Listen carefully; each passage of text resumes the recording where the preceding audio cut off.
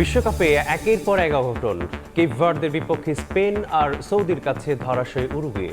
সতর্ক আর্জেন্টিনা। আলজেরিয়ার বিপক্ষে শুরুর একাদশে ফিরছেন এমি মার্টিনেজ। দিল্লির ইমিগ্রেশনে অসৌজন্যমূলক আচরণ।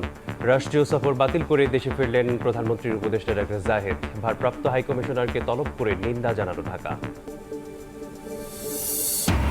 ফ্যামিলি কার্ড বিতরণ কর্মসূচির তৃতীয় ধাপের উদ্বোধনে কাল মৌলভীবাজার যাচ্ছেন প্রধানমন্ত্রী। উচ্ছ্বসিত বিএনপি নেতাকর্মীরা। দুইটি সভাস্থলের প্রস্তুতি প্রায় সম্পন্ন।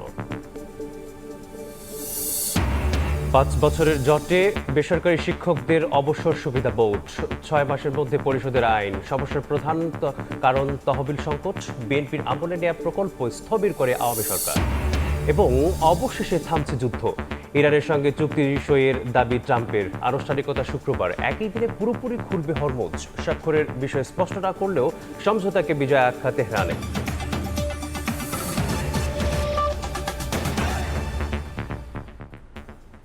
ভোরের সময় সঙ্গে আছি আমি মেসবাহুল আলিফ। শুরুতেই ফিফা বিশ্বকাপের খবর। এবারের বিশ্বকাপের প্রথম অঘটন। হট ফেভারিট স্পেনকে আটকে দিল প্রথমবারের মতো সুযোগ পাওয়া কেপ ভার্দে। মহাকাব্যিক এই ম্যাচের নায়ক ভোজিনহা।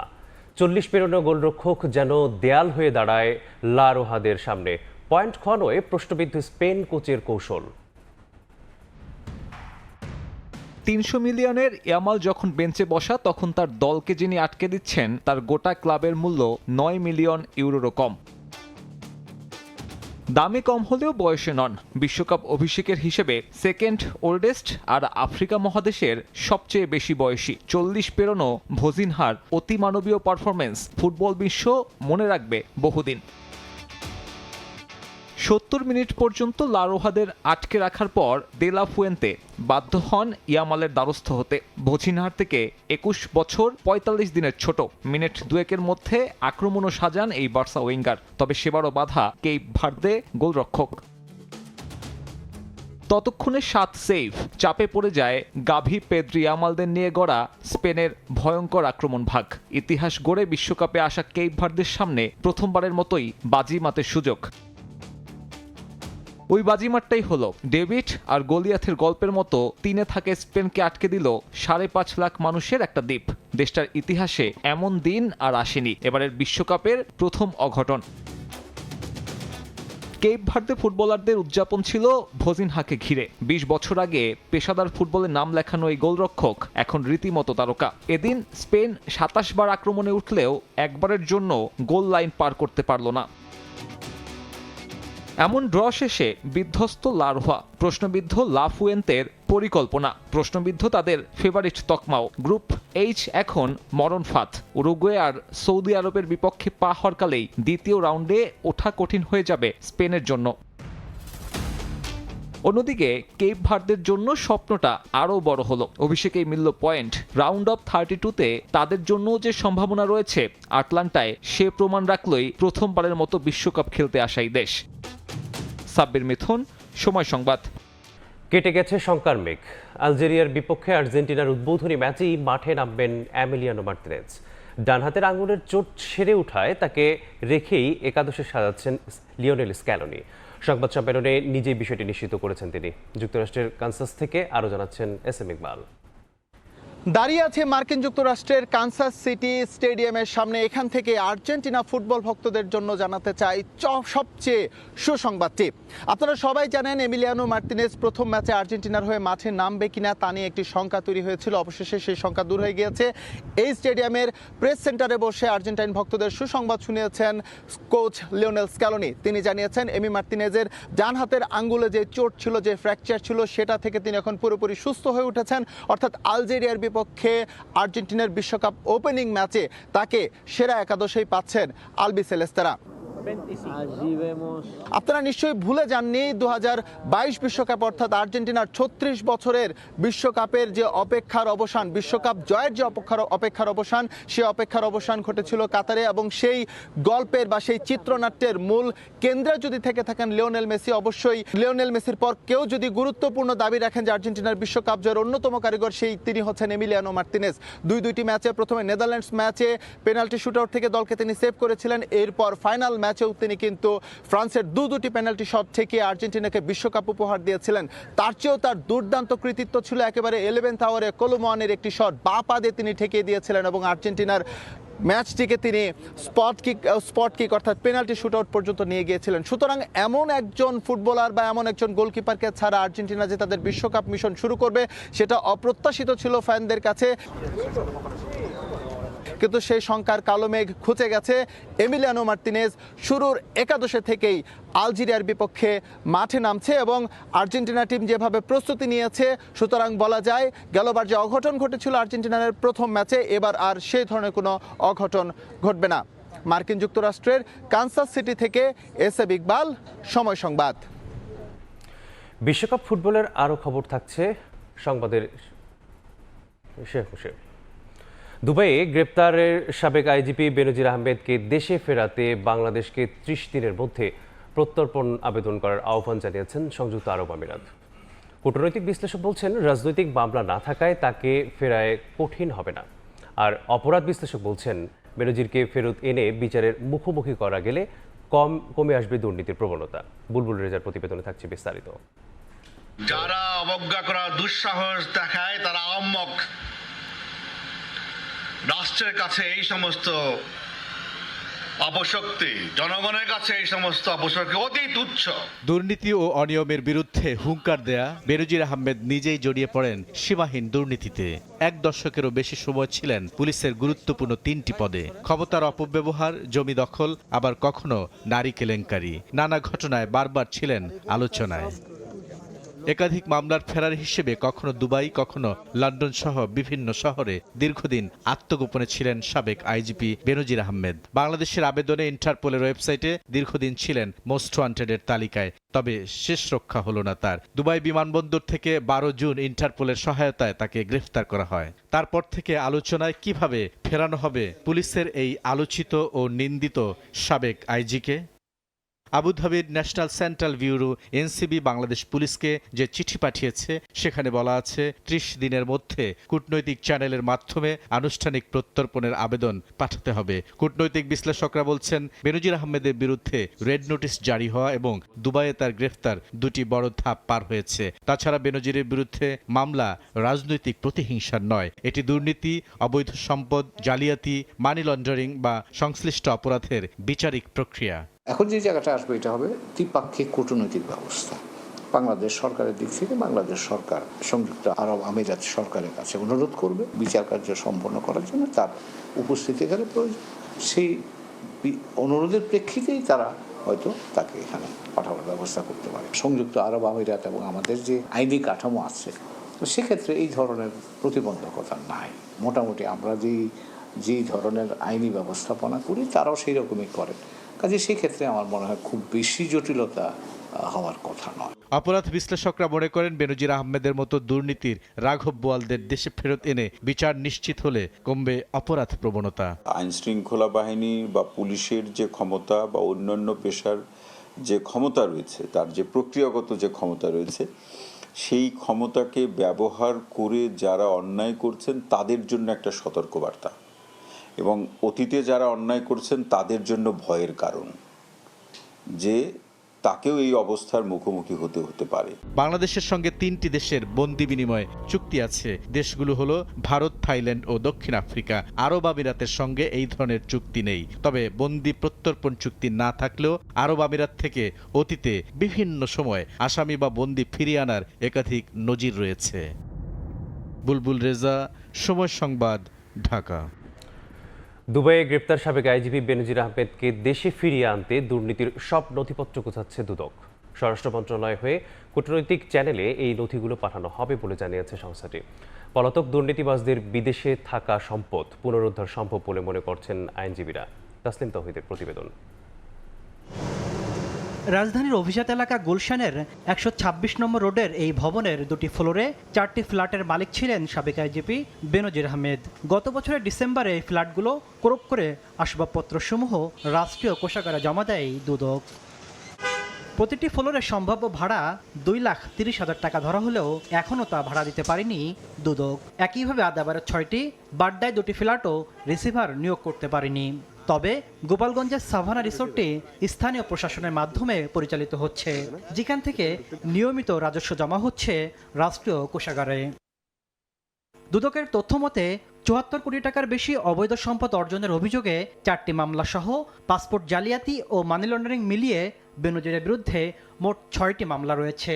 ঢাকা, গাজীপুর, নারায়ণগঞ্জ, গোপালগঞ্জ, মাদারীপুর ও বান্দরবন সহ দেশের বিভিন্ন স্থানে প্রায় ৩৪৫ বিঘা জমি সহ অঢেল সম্পদের খোঁজ পায় দুদক। এমনকি দেশের গণ্ডি পেরিয়ে দুবাইতে থাকা তার ফ্ল্যাটও জব্দ করে সংস্থাটি। এদিকে দুবাইতে গ্রেফতার হওয়া বেনজির আহমেদকে দেশে ফিরিয়ে আনতে সমস্ত নথিপত্র তৈরির প্রস্তুতি চলছে। দুর্নীতির এসব নথিপত্র চূড়ান্ত করে স্বরাষ্ট্র মন্ত্রণালয়ের মাধ্যমে পাঠানো হবে কূটনৈতিক চ্যানেলে। এখন যে আমাদের কাজটা সেটা হলো আমরা ফরমালি দুদক একটা রিকোয়েস্ট লেটার পাঠাবে, স্বরাষ্ট্র মন্ত্রণালয় হয়ে এনসিবিতে পাঠাবে স্বরাষ্ট্র মন্ত্রণালয়। আইনজীবীরা বলছেন, পলাতক আসামিকে দেশে ফিরিয়ে আনতে দুদক সহ সংশ্লিষ্ট সংস্থাকে সঠিক নথিপত্র সরবরাহ ও কূটনৈতিক তৎপরতা আরও জোরদার করতে হবে। দুবাইতে এটা খুব মুখ্য হয়ে দাঁড়ায়, সেটা হচ্ছে কি যে প্রপার ডকুমেন্টেশনসগুলো ঠিক আছে কিনা, যে অ্যালিগেশন অফেন্ডারের বিরুদ্ধে বলা হচ্ছে ডকুমেন্টে সেটা রিফ্লেকশন আসছে কিনা, সেটা বড় একটা বিষয় থাকে। একই সঙ্গে দুবাইতে জব্দকৃত সম্পদ দেশে ফিরে আনতেও কূটনৈতিক চ্যানেলে আলোচনা অব্যাহত রাখার তাগিদ সংশ্লিষ্টদের। তাসলিম তৌহিদ, সময় সংবাদ, ঢাকা। আন্তর্জাতিক অপরাধ ট্রাইব্যুনালে সাবেক আইজিপি বেনজির আহমেদের বিরুদ্ধে একাধিক মামলার তদন্ত চলছে বলে জানিয়েছেন চিফ প্রসিকিউটর। বলেন, শাপলা চত্বর, একরাম হত্যাসহ বিভিন্ন অভিযোগে তার বিরুদ্ধে প্রায় 10টি মামলার তদন্ত চলছে। পাশাপাশি তাকে দেশে ফিরিয়ে এনে বিচারের মুখোমুখি করার কথাও জানান তিনি শুধু শাপলা চত্বরের মাস্টারমাইন্ড না, তার বিরুদ্ধে আমাদের ওখানে প্রায় 10টির মতো মামলা। চট্টগ্রামের একরাম কমিশনার যে হত্যাকাণ্ড, তার সাথে তার সরাসরি সম্পৃক্ততা ছিল। তার বিচারের ব্যাপারে আমাদের ট্রাইব্যুনাল সর্বোচ্চ কঠোর হস্তে এই বিচারটি সম্পন্ন করা হবে। দিল্লিতে ইমিগ্রেশন কর্মকর্তাদের অসৌজন্যমূলক আচরণে রাষ্ট্রীয় সফর বাতিল করে দেশে ফিরলেন প্রধানমন্ত্রীর পলিসি ও স্ট্র্যাটেজি এবং তথ্য উপদেষ্টা ডক্টর জাহিদুর রহমান। এ ঘটনায় ভারতের ভারপ্রাপ্ত হাইকমিশনারকে তলব করে তীব্র নিন্দা ও প্রতিবাদ জানায় ঢাকা। এমন ঘটনা অপ্রত্যাশিত ও অনাকাঙ্ক্ষিত বলেছেন পররাষ্ট্রমন্ত্রী। দিল্লি বিমানবন্দরে ইমিগ্রেশনে অনাকাঙ্ক্ষিত ঘটনার মুখোমুখি হন প্রধানমন্ত্রীর পলিসি ও স্ট্র্যাটেজি এবং তথ্য উপদেষ্টা ডাক্তার জাহিদুর রহমান। সরকারি সূত্র জানিয়েছে, ইন্ডিয়ান ওশেন রিম অ্যাসোসিয়েশন বা IOR এর একটি সম্মেলনে অংশ নিতে দিল্লি যান তিনি। পরে সফর স্থগিত করে সোমবার সকাল 11:30টার দিকে শ্রীলঙ্কান এয়ারলাইন্সের একটি ফ্লাইটে দেশে ফেরেন প্রধানমন্ত্রীর উপদেষ্টা জাহিদুর রহমান। এ ঘটনায় রোববার রাত থেকেই বিভিন্ন গণমাধ্যমে সংবাদের বরাতে তোলপাড় হয় সামাজিক যোগাযোগ মাধ্যমে। জিজ্ঞাসাবাদের নামে 2.5 ঘণ্টা তাকে ইমিগ্রেশন বিভাগে হেনস্থা করা হয় বলেও অভিযোগ উঠেছে। এ ঘটনার প্রতিক্রিয়া জানান রাজনীতিবিদরাও, যদিও পরে উচ্চ পর্যায়ের হস্তক্ষেপের পর ভারতীয় কর্তৃপক্ষ তার প্রবেশের অনুমোদন দেয়। তবে ওই পরিস্থিতির পর দিল্লিতে না গিয়ে তিনি সফর বাতিলের সিদ্ধান্ত নিয়ে ঢাকায় ফিরে আসেন। সোমবার পররাষ্ট্র মন্ত্রণালয় গণমাধ্যম কর্মীদের প্রশ্নের জবাবে মন্ত্রী প্রতিমন্ত্রী ঘটনাটিকে অপ্রত্যাশিত এবং অনাকাঙ্ক্ষিত হিসেবে উল্লেখ করেন। জানান, এ বিষয়ে প্রয়োজনীয় ব্যবস্থা নেবে সরকার। এটা একটা অনাকাঙ্ক্ষিত ঘটনা, আপনি যেটা বললেন দুঃখজনক বটে। এই বিষয়ে পররাষ্ট্র মন্ত্রণালয় যথোপযুক্ত ব্যবস্থা নিচ্ছে। It's not welcoming. We don't expect this kind of events to happen. But আমাদের মন্ত্রণালয় এটা খোঁজ খবর নিচ্ছে, ইন্ডিয়ার সাথে কথা বলছে। পরে এ ঘটনায় বিকেলে ভারতের ভারপ্রাপ্ত হাই কমিশনারকে তলব করে তীব্র নিন্দা ও প্রতিবাদ জানায় ঢাকা। শাতিলা শারমিন, সময় সংবাদ, ঢাকা। বিজিবির শক্ত অবস্থানের পর কাছে আবারও হার মানল বিএসএফ। 4 দিন পর কুষ্টিয়ার দৌলতপুর সীমান্তের শূন্যরেখা থেকে ভারতে ফিরিয়ে নেওয়া হলো 12 জনকে। এখনও কুড়িগ্রাম এবং চুয়াডাঙ্গা সীমান্তের শূন্য অবস্থান রেখায় অবস্থান করছেন 20 জন। অনুপ্রবেশ ঠেকাতে নজরদারি বাড়িয়েছে বিজিবি। সতর্ক পাহারায় আছেন স্থানীয়রাও। প্রায় 96 ঘন্টা পর কুষ্টিয়ার দৌলতপুর সীমান্তের শূন্যরেখা থেকে পুশিনের অপেক্ষায় রাখা 12 জনকে ফিরিয়ে নেয় বিএসএফ। 4 দিন ধরে সীমান্তের কঠোর অবস্থানে দেখা গেছে বিজিবিকে। তাদের সহায়তা করে গ্রামবাসীও। সোমবার সকালে সীমান্তে দেখা দেয় উত্তেজনা। দুই দেশের বাসিন্দারা লাঠিসোঁটা নিয়ে অবস্থান নেয় দুপাশে। অনাকাঙ্ক্ষিত ঘটনা এড়াতে তাৎক্ষণিক বিজিবি বিএসএফ এর কমান্ডার পর্যায়ের পতাকা বৈঠক হয়। বিজিবির শক্ত অবস্থানের কারণে শেষ পর্যন্ত 12 জনকে ভারতের অভ্যন্তরে নিয়ে যায় বিএসএফ। নিয়ে এসে ওদের উঠে নিয়ে চলে গেল, বিজিবি সংবাদ দেয়। ওই মুহূর্তে আমরাও আমাদের বাংলাদেশ পাবলিক জন সব আমরা নাঠিবালা নিয়ে আসলাম, ওরা শুধু নখগুলো উঠে নিয়ে চলে গেল। পুশিং ঠেকাতে সীমান্তে নজরদারি বাড়ানোর কথা জানিয়েছে বিজিবি। সীমান্তের পরিস্থিতি স্বাভাবিক আছে, বাট এই পুশিং রোধে আমাদের যে সেই তৎপরতা আমরা সবসময় বজায় রাখবো। আজকে আবার পতাকা বৈঠক হওয়ার পরে তারা নিয়ে গেল। এখন তাদের ইনভেস্টিগেশনের রেজাল্টটা কি হয়েছে তা তো আমি বলতে পারবো না, বাট তারা নিয়ে চলে গেছে। একদিন পার হলেও কুড়িগ্রাম ও চুয়াডাঙ্গা সীমান্তের শূন্য রেখায় 20 জনকে রেখেছে বিএসএফ। রৌমারী সীমান্তে নারী শিশু সহ 9 জন এখনও ভারতীয় ভূখণ্ডের প্রায় 50 গজ ভেতরে অবস্থান করছেন। এছাড়া চুয়াডাঙ্গার দর্শনার জয়নগর সীমান্তে পুশিনের চেষ্টায় 11 জনকে শূন্য রেখায় রাখা হয়েছে। চাঁপাইনবাবগঞ্জ সীমান্তের ওপারে ভারতের পশ্চিমবঙ্গের মালদায় হোল্ডিং সেন্টারে বেশ কয়েকজন নারী পুরুষকে জড়ো করার খবরে বাড়তি সতর্কতায় রয়েছে বিজিবি ও স্থানীয়রা। পুশিনের সংজ্ঞায় ঠাকুরগাঁয়ের রত্নায় ও বেউরজারি সীমান্তে কঠোর অবস্থানে বিজিবি।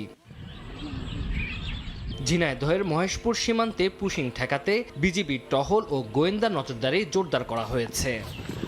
তানজিল হাসনাত, সময় সংবাদ।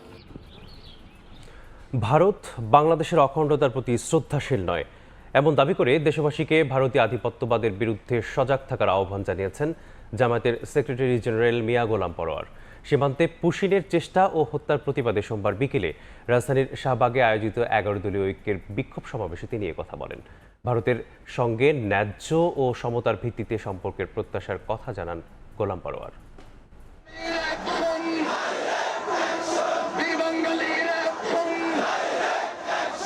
ভারতের অবৈধ পুশিন, সীমান্ত হত্যা ও নির্যাতন বন্ধের দাবিতে বিক্ষোভ মিছিল এবং প্রতিবাদ সমাবেশ করেছে জামায়াত সহ 11 দলীয় ঐক্যজোট।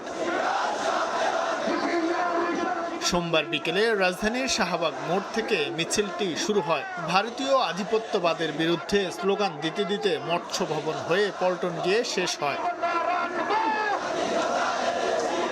মিছিল পূর্ব সমাবেশে জোটের নেতারা বলেন, জুলাই অভ্যুত্থানের অন্যতম আকাঙ্ক্ষা ছিল সীমান্ত হত্যা বন্ধ করা, তবে বর্তমান সরকার তা নিশ্চিত করতে পারেনি। জুলাই অভ্যুত্থানের পর 12 ফেব্রুয়ারি নির্বাচনে যে সরকার ক্ষমতায় এসেছে, জুলাইয়ের অন্যতম আকাঙ্ক্ষা হচ্ছে সীমান্ত হত্যা বন্ধ করতে হবে। এই সরকার কি সীমান্ত হত্যা বন্ধ করতে পেরেছে? 3 মাস সরকারের সময় অতিবাহিত হয়েছে, সীমান্তে 19 জন বাংলাদেশের নাগরিককে হত্যা করা হয়েছে। নেতারা ভারতীয় আগ্রাসন রুখে দিতে জনগণকে সতর্ক থাকার আহ্বান জানান। নিজেদের উপরে দাদাগিরি বাবুগিরি করে বাংলার বীর জনগণকে প্রধানত রাখা যাবে না। আমাদের সংগ্রাম চলবে, আপনারা ঐক্যবদ্ধ থাকবেন। জনগণের প্রতি, দেশবাসীর প্রতি আমাদের আহ্বান থাকবে যে আমরা সব সময় আমাদের অখণ্ডতা, স্বাধীনতার ব্যাপারে সচেতন থাকব। সমাবেশ থেকে পুশিন রুখে দিতে দেশের জনগণ যথেষ্ট বলে মন্তব্য করেন বক্তারা। শাহিন আলম, সময় সংবাদ, ঢাকা। রাজধানীর যানজট নিরসনে গাবতলী, সায়দাবাদ, মহাখালী ও গুলিস্তান সহ 4টি বাস টার্মিনাল দ্রুত সরিয়ে নেওয়ার নির্দেশ দিয়েছেন প্রধানমন্ত্রী। সচিবালয়ে ট্রাফিক ব্যবস্থাপনা বিষয়ক সভায় এই নির্দেশ দেন তিনি। এছাড়া যত্রতত্র ছড়িয়ে থাকা বাস কাউন্টার দ্রুত নির্দিষ্ট স্থানে নেওয়ার তাগদাও দেন সরকার প্রধান। ব্যস্ত সড়কে থেমে থেমে আছে সারি সারি বাস, বাধা তৈরি করছে যান চলাচলে, ফলে তৈরি হচ্ছে যানজট। রাজধানীর প্রবেশ পথ ও ভেতরে থাকা বাস টার্মিনাল এলাকায় প্রতিদিনই ভোগান্তিতে পড়ছেন চলাচলকারীরা। এবার দুর্ভোগ তৈরি করা বাস টার্মিনাল সরিয়ে নেওয়ার সিদ্ধান্ত নিয়েছে সরকার। গুলিস্তান বাস টার্মিনাল যাবে কেরানীগঞ্জে, মহাখালী টার্মিনাল অস্থায়ীভাবে স্থানান্তর হবে পূর্বাচলে, পরে স্থায়ীভাবে টঙ্গীতে সরিয়ে নেওয়া হবে। গাবতলী টার্মিনাল নেওয়া হবে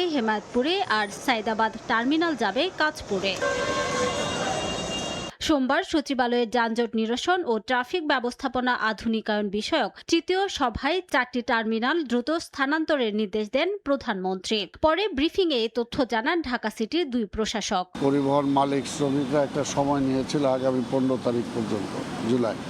এই 15 তারিখের মধ্যে যাতে এটা একটা ডিসিপ্লিনে আমরা আনতে পারি, শৃঙ্খলায় নিয়ে আসা। অর্থাৎ এখানে কাউকে উচ্ছেদও আমরা করলাম না, আবার পুরোপুরি একের বিশৃঙ্খল অবস্থাও ছেড়ে দিলাম না। এগুলোকে আলাপ আলোচনার মাধ্যমে কত দ্রুত একটা শৃঙ্খলার মধ্যে নিয়ে আসা যায়, ব্যবস্থাপনাটা যাতে ঠিকঠাক মতো আনতে পারি সেটা উনি নির্দেশ দিয়েছেন। 2 প্রশাসক আরও জানান, রাজধানীর বিভিন্ন স্থানে যত্রতত্র ছড়িয়ে ছিটিয়ে থাকা বাস কাউন্টারগুলো দ্রুত নির্দিষ্ট স্থানে সরিয়ে নেওয়ার তাগাদা দিয়েছেন সরকার প্রধান। সভায় ট্রাফিক ব্যবস্থাপনায় AI ক্যামেরা স্থাপনের সুফল নিয়ে সন্তোষ জানানো হয়।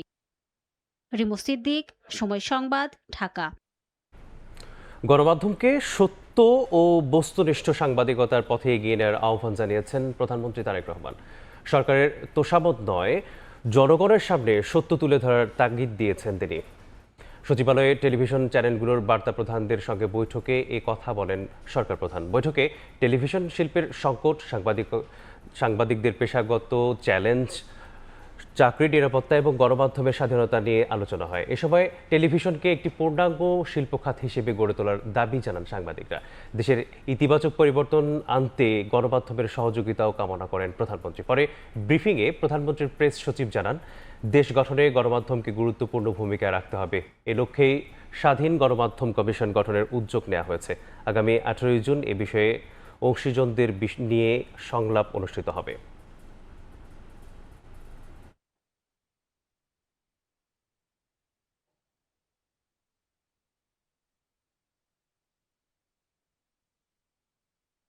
আমাদের যে টেলিভিশন ইন্ডাস্ট্রিগুলো বিশেষ করে এখানে একটা নীতি কাঠামোর মধ্যে আনা, যে নীতি সহায়তা দেওয়া, সম্ভবত আগামী 18 জুন স্বাধীন গণমাধ্যম কমিশন গঠন করার ব্যাপারে একটা আলোচনা হবে। সেখানে যেই সমস্যাগুলো আছে সেগুলো নিয়ে যারা সংবাদপত্র শিল্পের সঙ্গে জড়িত আছেন, যারা এই ইন্ডাস্ট্রির সঙ্গে জড়িত আছেন, সবাই মিলে বসে একটা নীতি কাঠামো তৈরি করলে আমরা আশা করি যে আমাদের বিদ্যমান যে সমস্যাগুলো আছে এগুলো একটা সমাধানের দিকে যাবে। আমরা চাই না সারাক্ষণই আমরা রাজনীতি নিয়ে কথা বলবো। আমাদের মধ্যে যে মানবিক অনুভূতিগুলো, মানবিক মূল্যবোধগুলো, এই বোধগুলো জাগিয়ে তোলা দরকার। ফ্যামিলি কার্ড বিতরণ কর্মসূচির 3য় ধাপের উদ্বোধন করতে আগামীকাল মৌলভীবাজার যাচ্ছেন প্রধানমন্ত্রী তারেক রহমান। তার সফরকে কেন্দ্র করে উচ্ছ্বসিত স্থানীয় নেতাকর্মীরা। পুরো জেলায় উৎসবের আমেজ বইছে। জেলা প্রশাসকের নেতৃত্বে উচ্চ পর্যায়ের প্রতিনিধি দল সমাবেশস্থলে পরিদর্শন করেছেন। প্রধানমন্ত্রীকে বরণ করে নিতে চলছে ব্যাপক প্রস্তুতি। শাহ অলিদুর রহমানের পাঠানো তথ্য ও মোহাম্মদ ইয়ারুপ আহমেদের ছবি নিয়ে রিপোর্ট। ফ্যামিলি কার্ড বিতরণ কর্মসূচির 3য় ধাপের উদ্বোধন করতে বুধবার 2টি পাতা একটি কুড়ির দেশ মৌলভীবাজার সফরে যাবেন প্রধানমন্ত্রী তারেক রহমান। তাকে বরণ করে নিতে জেলা জুড়ে সাজ রব। প্রধানমন্ত্রীর আগমনকে কেন্দ্র করে 2টি সভাস্থলের প্রস্তুতি প্রায় সম্পন্ন। সাজানো হয়েছে মৌলভীবাজার সরকারি উচ্চ বিদ্যালয় ও শ্রীমঙ্গল ভিক্টোরিয়া উচ্চ বিদ্যালয় মাঠ। প্রশাসনের পাশাপাশি আশপাশের এলাকায় সাজসজ্জায় কাজ করছেন দলীয় নেতাকর্মীরা। প্রধানমন্ত্রী আমরার মৌলভীবাজার আইরা, এতে আমরা খুব খুশি আছি। আমরা সরকার আইব, আমরা নিজের চৌকে দেখমু বা আমরার মাঠে দেখমু, এই জন্য আমরা খুব খুশি। সবাই খুবই অধীর আগ্রহে অপেক্ষা করছে আমাদের নতুন প্রধানমন্ত্রীকে দেখার জন্য। প্রধানমন্ত্রীর সফরকে ঘিরে রাখা হয়েছে নিশ্ছিদ্র নিরাপত্তা ব্যবস্থা। সভাস্থল পরিদর্শন করেছেন জেলা প্রশাসক সহ উচ্চ পর্যায়ের প্রতিনিধি দল। জেলা প্রশাসন, পুলিশ প্রশাসন থেকে শুরু করে সকলেই আমরা তৎপর রয়েছি এবং সর্বস্তরের জনগণ মৌলভীবাজার জেলার তারা মাননীয় প্রধানমন্ত্রীকে বরণ করার জন্য প্রস্তুত রয়েছে। এদিকে দলীয় প্রধানের আগমনে উচ্ছ্বসিত বিএনপি নেতাকর্মীরাও। সরকার গঠনের পর প্রথম মৌলভীবাজার সফরে জেলায় মেডিকেল কলেজ স্থাপন ও শমশেরনগর বিমানবন্দর চালু সহ বেশ কিছু দাবি তুলে ধরার কথা জানান তারা। আমরা মৌলভীবাজার শ্রীমঙ্গল একটা বাইপাস সড়ক চাচ্ছি, এই জিনিসটা আমরা খুব গুরুত্ব সহকারে তুলে ধরবো। আমরা 3টা জিনিস দাবি করেছিলাম, আমাদের মেডিকেল কলেজ, আমাদের শমশেরনগর এয়ারপোর্ট আর আমাদের কলেজটাকে ইউনিভার্সিটির রূপান্তর করে। আমি আশা করতেছি যে গ্রেটার সিলেটের ভিতরে সবচেয়ে সুন্দর একটা প্রোগ্রাম আমরা উপস্থাপন করব। এদিন বিকেলে স্থানীয় 2 সাই রিসোর্টে একটি রাজনৈতিক সভায় অংশ নেওয়ার কথা রয়েছে প্রধানমন্ত্রী তারেক রহমানের। সময় সংবাদ, মৌলভীবাজার। দলীয় প্রভাবমুক্ত রেখে বিতরণ হবে ফ্যামিলি কার্ড, বাস্তবায়ন করবেন প্রশাসনের কর্মকর্তারা। স্বচ্ছতা নিশ্চিতে 6 মাস পর পর তৃতীয় পক্ষ দিয়ে পর্যালোচনার সিদ্ধান্ত। ফ্যামিলি কার্ড বাস্তবায়ন নীতিমালা 2026-এর খসড়ার মন্ত্রিসভা কমিটির নীতিগত অনুমোদনের পর কথা জানিয়েছেন সরকারের 2 মন্ত্রী। ব্যাংক ফিরিয়ে দেওয়ার যে প্রক্রিয়া, দেশের 41 লাখ নারীকে ফ্যামিলি কার্ড কর্মসূচির আওতায় আনার লক্ষ্যে 2026-27 অর্থ বছরের বাজেটে 14,500 কোটি টাকা বরাদ্দের প্রস্তাব রাখা হয়েছে। সোনালী ব্যাংকের টাকা পে আপস ব্যবহার করে 4 কোটি 10 লাখ পরিবারের প্রধান নারী মাসে 2,500 টাকা করে ভাতা পাবেন। কি পরিমাণ? সোমবার দুপুরে সচিবালয়ে অর্থমন্ত্রীর সভাপতিত্বে ফ্যামিলি কার্ড প্রদান সংক্রান্ত মন্ত্রিসভা কমিটির 4র্থ সভা অনুষ্ঠিত হয়। সভায় ফ্যামিলি কার্ড কর্মসূচি বাস্তবায়নে প্রশাসনিক ব্যয় পর্যালোচনা ও অনুমোদন দেওয়ার পাশাপাশি ফ্যামিলি কার্ড বাস্তবায়ন নীতিমালা 2026-এর খসড়ায় নীতিগত অনুমোদন দেওয়া হয়। পরে সমাজ কল্যাণ মন্ত্রী বলেন, 6 মাস পর পর তৃতীয় পক্ষের মাধ্যমে ফ্যামিলি কার্ডের বিষয়টি পর্যালোচনা করা হবে। এছাড়া স্বচ্ছতা নিশ্চিতে এই কার্যক্রম বাস্তবায়নে রাজনৈতিক প্রভাব থাকবে না। জেলা প্রশাসক সহ সরকারি কর্মকর্তারা এটি বাস্তবায়নে কাজ করবেন। এটা মধ্যে কোনো ম্যানিপুলেশনের কোনো ইস্যু নাই। Irrespective of sex, religion and political belief, all the families will get the benefit. যে সমস্ত স্ট্রেংথ এন্ড উইকনেস অ্যাড্রেস করে রিভিউ করার যে বিষয়টা, every 6 months it will be reviewed, third party review হবে। অর্থমন্ত্রী জানান, স্বল্প আয়ের মানুষের জীবনমান উন্নয়ন ও স্বাবলম্বী করতেই ফ্যামিলি কার্ড প্রদান কার্যক্রম। আমরা যাদেরকে দিচ্ছি তাদের জীবনের কি ইমপ্যাক্ট হচ্ছে, কি পরিবর্তন হচ্ছে, এটাও আমাদের জানা দরকার। আমাদের কতটুকু দারিদ্র বিমোচন হচ্ছে এখানে, তাদের জীবনযাত্রার মান কতটুকু উন্নত হচ্ছে, তাদের স্বাস্থ্য শিক্ষার ক্ষেত্রে তারা কতটুকু এগিয়ে যাচ্ছে, এই বিষয়গুলো আমাদের ইভ্যালুয়েট করা দরকার। চ্যালেঞ্জ থাকলেও ভঙ্গুর অর্থনীতিকে স্থিতিশীল ও সমৃদ্ধ করাই এবারের বাজেটের মূল লক্ষ্য বলে জানান মন্ত্রী। ভঙ্গুর অর্থনীতি থেকে স্থিতিশীল অর্থনীতি, স্থিতিশীল অর্থনীতি থেকে সমৃদ্ধির অর্থনীতি, খুব পরিষ্কারভাবে বলা হয়েছে। প্রসূন আশিস, সময় সংবাদ, ঢাকা। সরকার গঠনের পর প্রথম বিদেশ সফরে মালয়েশিয়া যাচ্ছেন প্রধানমন্ত্রী তারেক রহমান। আগামী 21 ও 22 জুন দুদিনের রাষ্ট্রীয় সফরে কুয়ালালামপুরে পৌঁছবেন তিনি। সরকার প্রধানের সফর ঘিরে আশায় বুক বাঁধছেন মালয়েশিয়ায় প্রবাসী বাংলাদেশিরা। দলীয় নেতাকর্মীরা ব্যস্ত সময় পার করছেন সফরের প্রস্তুতি নিয়ে। কুয়ালালামপুর থেকে আরও জানাচ্ছেন মোহাম্মদ আব্দুল কাদের।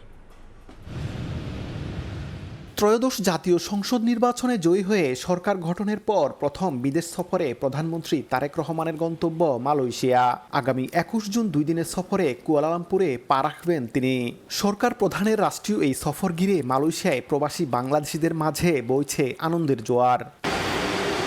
দেশটির প্রধান শহরগুলোতে প্রস্তুতি প্রায় গুছিয়ে এনেছেন দলীয় নেতাকর্মী ও সাধারণ প্রবাসীরা। প্রধানমন্ত্রীকে বরণে ব্যস্ত সময় পার করছেন সংশ্লিষ্টরা। অনেকের মতে এই সফর হবে ঐতিহাসিক এবং গুরুত্বপূর্ণ। আমরা চাই বাংলাদেশ এবং মালয়েশিয়ার যে ডিপ্লোম্যাটিক যে সম্পর্ক, বিজনেস এবং সংস্কৃতি সব কিছুতেই বাংলাদেশ এবং মালয়েশিয়ার আগের থেকে আরও ভালো কিছু করবে। তিনি আমাদের প্রবাসীদের নিয়ে যত সমস্যা আছে তিনি তার সমাধান করবেন, এটা আমাদের প্রত্যাশা এবং আশা। আমাদের এখান থেকে যেই আবেদনটা থাকবে প্রধানমন্ত্রীর কাছে, যাতে এখানে যারা অবৈধ আছে তারা যেন বৈধতা পায়।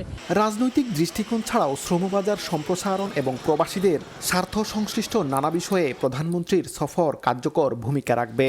আগমনের অপেক্ষায় প্রহর গুনছেন প্রবাসী বাংলাদেশিরা। প্রধানমন্ত্রীর এই সফরের মধ্য দিয়ে মালয়েশিয়ার শ্রমবাজারের উন্নয়ন, প্রবাসীদের নানাবিধ সমস্যার সমাধান এবং দুই দেশের দ্বিপাক্ষিক ও বাণিজ্যিক সম্পর্ক এক নতুন উচ্চতায় পৌঁছাবে বলে মনে করছেন মালয়েশিয়ায় বসবাসরত প্রবাসী বাংলাদেশিরা। মালয়েশিয়ার প্রধানমন্ত্রীর কার্যালয়ের সামনে থেকে মোহাম্মদ আব্দুল কাদের, সময় সংবাদ। গণমাধ্যম বস্তুনিষ্ঠ দৃষ্টিভঙ্গির উপর দাঁড়াতে না পারলে স্বাধীন গণমাধ্যম কমিশন গঠন সম্ভব নয় বলে মন্তব্য করেছেন তথ্য ও সম্প্রচার মন্ত্রী জহিরুদ্দিন স্বপন। সোমবার সকালে রাজধানীর চলচ্চিত্র ও প্রকাশনা অধিদপ্তরে আয়োজিত সেমিনারে অংশ নিয়ে কথা বলেন মন্ত্রী। যে 16 জুন গণমাধ্যমের কালো দিবস রচিত হয়েছিল, সেই দিনকে গণমাধ্যমের স্বাধীনতার প্রাতিষ্ঠানিক কাঠামো গঠনের দিন করার আহ্বান জানান তিনি। বলেন, মতাদর্শের ভিন্নতা থাকলেও দেশ ও মানবতার কল্যাণে ঐক্যবদ্ধ থাকতে হবে। গণমাধ্যম কমিশন গঠনের তৎপরতা বেগবান হচ্ছে বলেও জানান তথ্যমন্ত্রী।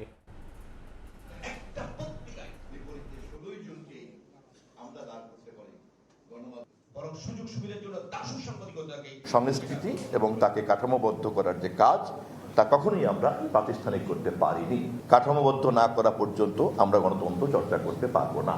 রাজনৈতিক দায়িত্বের মতোই তেমন একটি পেশা যা প্রতিদ্বন্দ্বিতায় লিপ্ত থাকবে মতাদর্শের সঙ্গে, কিন্তু একই সঙ্গে দেশ এবং মানবতার সমৃদ্ধির লক্ষ্যে একটা ঐক্যবদ্ধতা চর্চা করবে। 5 বছরের সেশন জটে বেসরকারি শিক্ষকদের অবসর সুবিধা বোর্ড। 25 থেকে 30% শিক্ষক মারা যান পেনশন সুবিধা ভোগের আগেই। যতটুকু পাওয়ার কথা তাও আটকে আছে সফটওয়্যার জটিলতা এবং ফাইলের দীর্ঘসূত্রিতায়। শিক্ষকদের জন্য বেগম খালেদা জিয়ার নেয়া প্রকল্পটি রাজনৈতিক কারণে স্থবির করেছে বিগত আওয়ামী লীগ সরকার। সরকার বদল হলেও এখনও পুরনো আমলাতন্ত্রে আটকে আছে লাখেরও বেশি শিক্ষক কর্মচারীদের জীবন। কামরুল হাসানের প্রতিবেদন।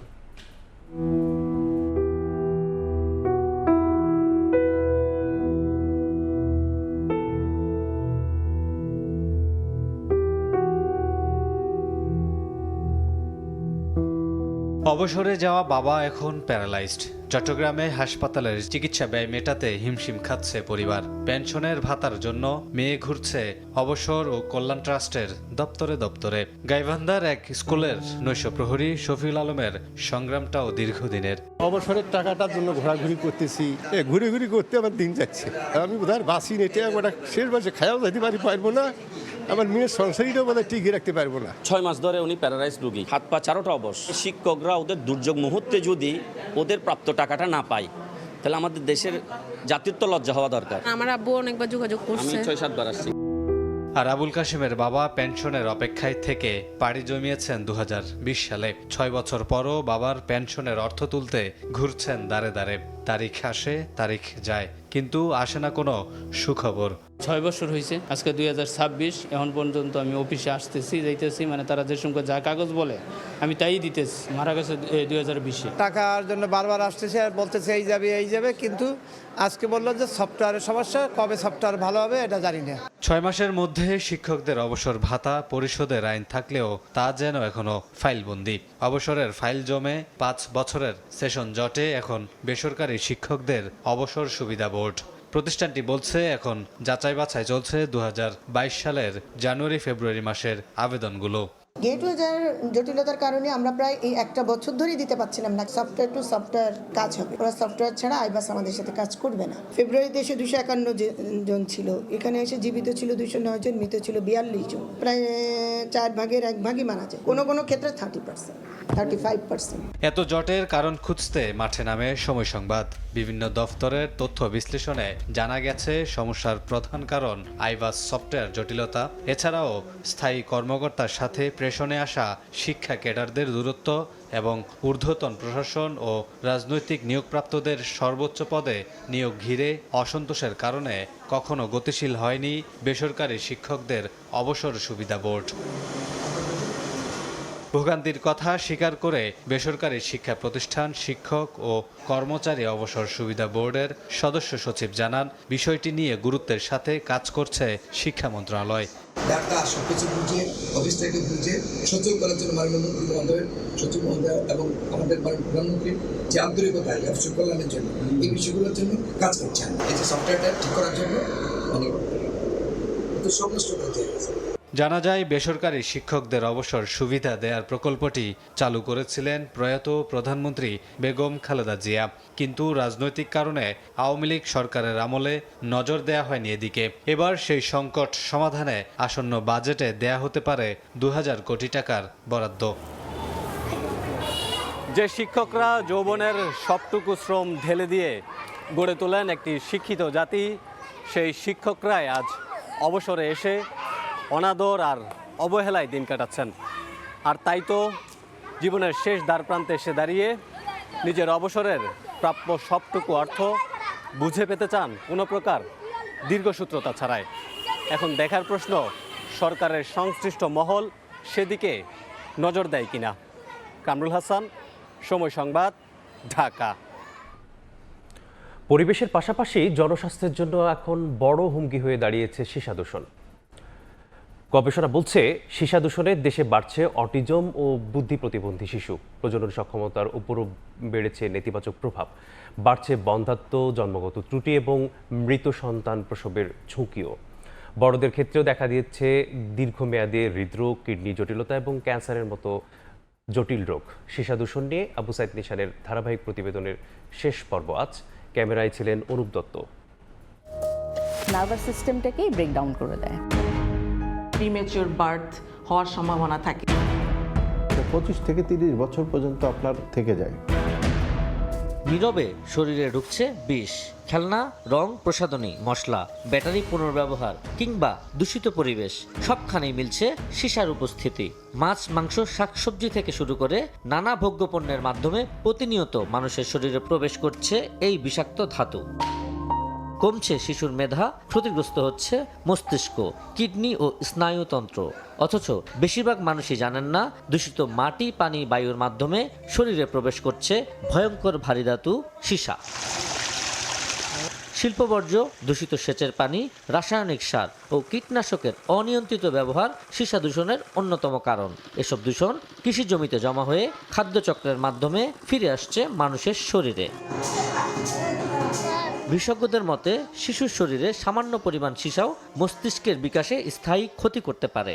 এতে কমে যায় আইকিউ, মনোযোগ ও শেখার ক্ষমতা। শুধু শিশুরাই নয়, ঝুঁকিতে রয়েছেন অন্তঃসত্ত্বা নারীরাও।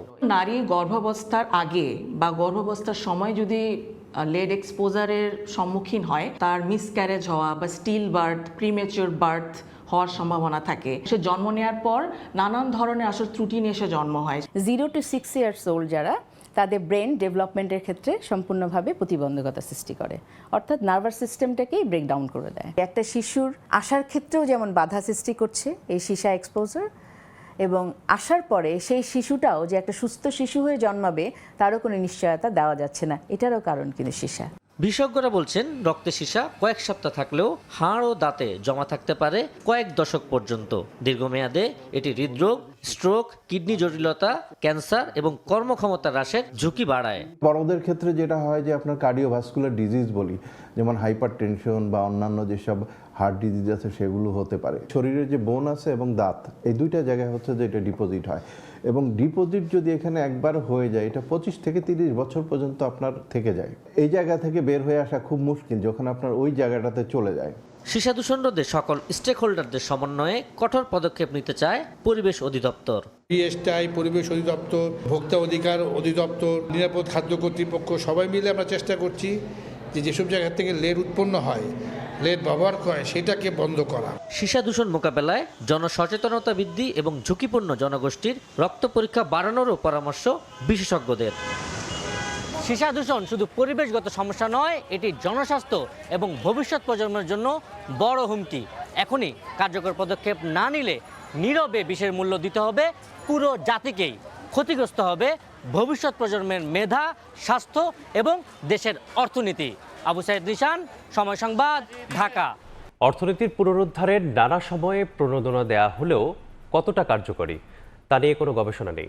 ফলে এবার বন্ধ কারখানা চালুতে ঘোষিত প্রণোদনা অর্থনীতিতে সর্বোচ্চ অংশগ্রহণ করার সক্ষমতা এবং কর্মসংস্থানের উপর নির্ভর করার উপর জোর দিচ্ছেন নীতির বিশ্লেষকরা। যেখানে এবার ঋণ বন্টনে রাজনৈতিক পরিচয় দেয়া হবে না জানিয়েছেন বাংলাদেশ ব্যাংক। সিলে সুলতানের রিপোর্ট। কোভিড পরবর্তী সময়ে ক্ষতিগ্রস্ত অর্থনীতি পুনরুদ্ধারে 1,28,303 কোটি টাকার আর্থিক প্রণোদনা দেয় সরকার। যেখানে দেশজ উৎপাদনের সবচেয়ে বেশি মূল্য সংযোজনকারী এসএমই খাতের অবদান 27% থাকলেও মোট প্রণোদনা ঋণের মাত্র 10% পেয়েছে খাতটি। ইউক্রেন রাশিয়া যুদ্ধের চাপ সামাল দিতে 2021-22 অর্থবছরে তৈরি পোশাক খাত, চামড়া, কৃষিপণ্য, পাটজাত পণ্য ও হালকা প্রকৌশল খাতে প্রণোদনার হার ছিল 1 থেকে 20% পর্যন্ত।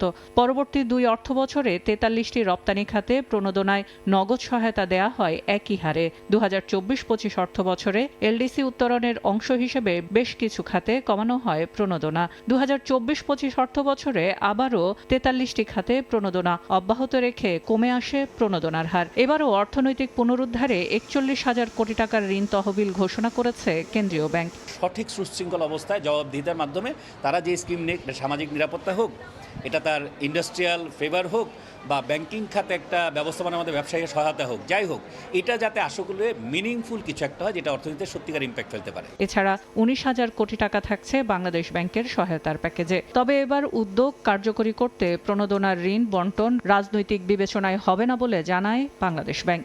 দেশের অনেক ব্যবসায়ী রাজনীতির সাথে সম্পৃক্ত, কিন্তু বাংলাদেশ ব্যাংক যখন কোনো অর্থনীতি নিয়ে ডিল করে সেখানে কিন্তু কোনো ব্যক্তির রাজনৈতিক পরিচয়টা বিবেচনা করার কোনো সুযোগ নেই। বিপুল পরিমাণ অর্থ ব্যয় করে স্থাপিত হয়েছে, কিন্তু দেশের অর্থনীতিতে এই মুহূর্তে কোনো ভূমিকা রাখতে পারছে না। আমরা তাকে আবার অর্থনীতিতে তাদের সম্পৃক্ততা সৃষ্টি করতে চাচ্ছি, তাদের মালিকানাটা টোটালি ইগনোর করে। বিশ্লেষণে দেখা যায় প্রতিবারই রপ্তানির জন্য অতিরিক্ত নগদ সহায়তা পেয়েছে পোশাক খাত। 2024-এ এই খাতে খেলাপির হার ছিল 26%, টেক্সটাইল খাতে 25%, চামড়া শিল্পে 12%, জাহাজ নির্মাণ 39% ছিল খেলাপি। ফলে এসব প্রণোদনা কতটা কার্যকরীভাবে বন্টন হয় বা অলস থেকে যায় তা নিয়ে প্রশ্ন থেকে যায় প্রতি অর্থবছর। সেলিয়া সুলতানা, সময় সংবাদ, ঢাকা। বিমার প্রতি মানুষের আস্থা ফেরাতে বিপদের সময় দ্রুত বিমা দাবির অর্থ পরিশোধ করার তাগিদ দিয়েছেন ভূমি ও পার্বত্য চট্টগ্রাম বিষয়ক প্রতিমন্ত্রী ব্যারিস্টার মীর মোহাম্মদ হেলাল উদ্দিন। সোমবার সকালে রাজধানীর ইন্টারন্যাশনাল কনভেনশন সিটি বসুন্ধরায় সোনালী লাইফ ইন্স্যুরেন্স আয়োজিত এমজিকিউ লিডার্স ক্লাব অ্যাওয়ার্ড অনুষ্ঠানে ব্যবসা নয় বরং বিমা প্রতিষ্ঠানগুলোকে মানব সেবার উদ্দেশ্যে কাজ করার আহ্বান জানান তিনি। এ সময় বিমা কর্মীদের উৎসাহিত করতে সোনালী লাইফের প্রতিষ্ঠাতা প্রয়াত মোস্তফা গোলাম কুদ্দুসের স্মরণে এমজিকিউ লিডার্স অ্যাওয়ার্ড দেওয়া হয়।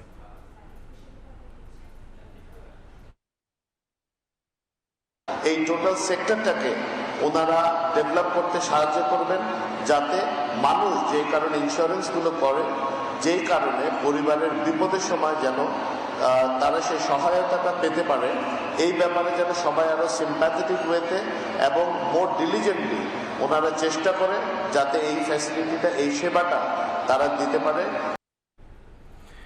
বিএনপি সরকারের প্রথম বাজেটকে গণমুখী বলা হলেও আবারও বৈষম্যের শিকার রংপুর বিভাগ।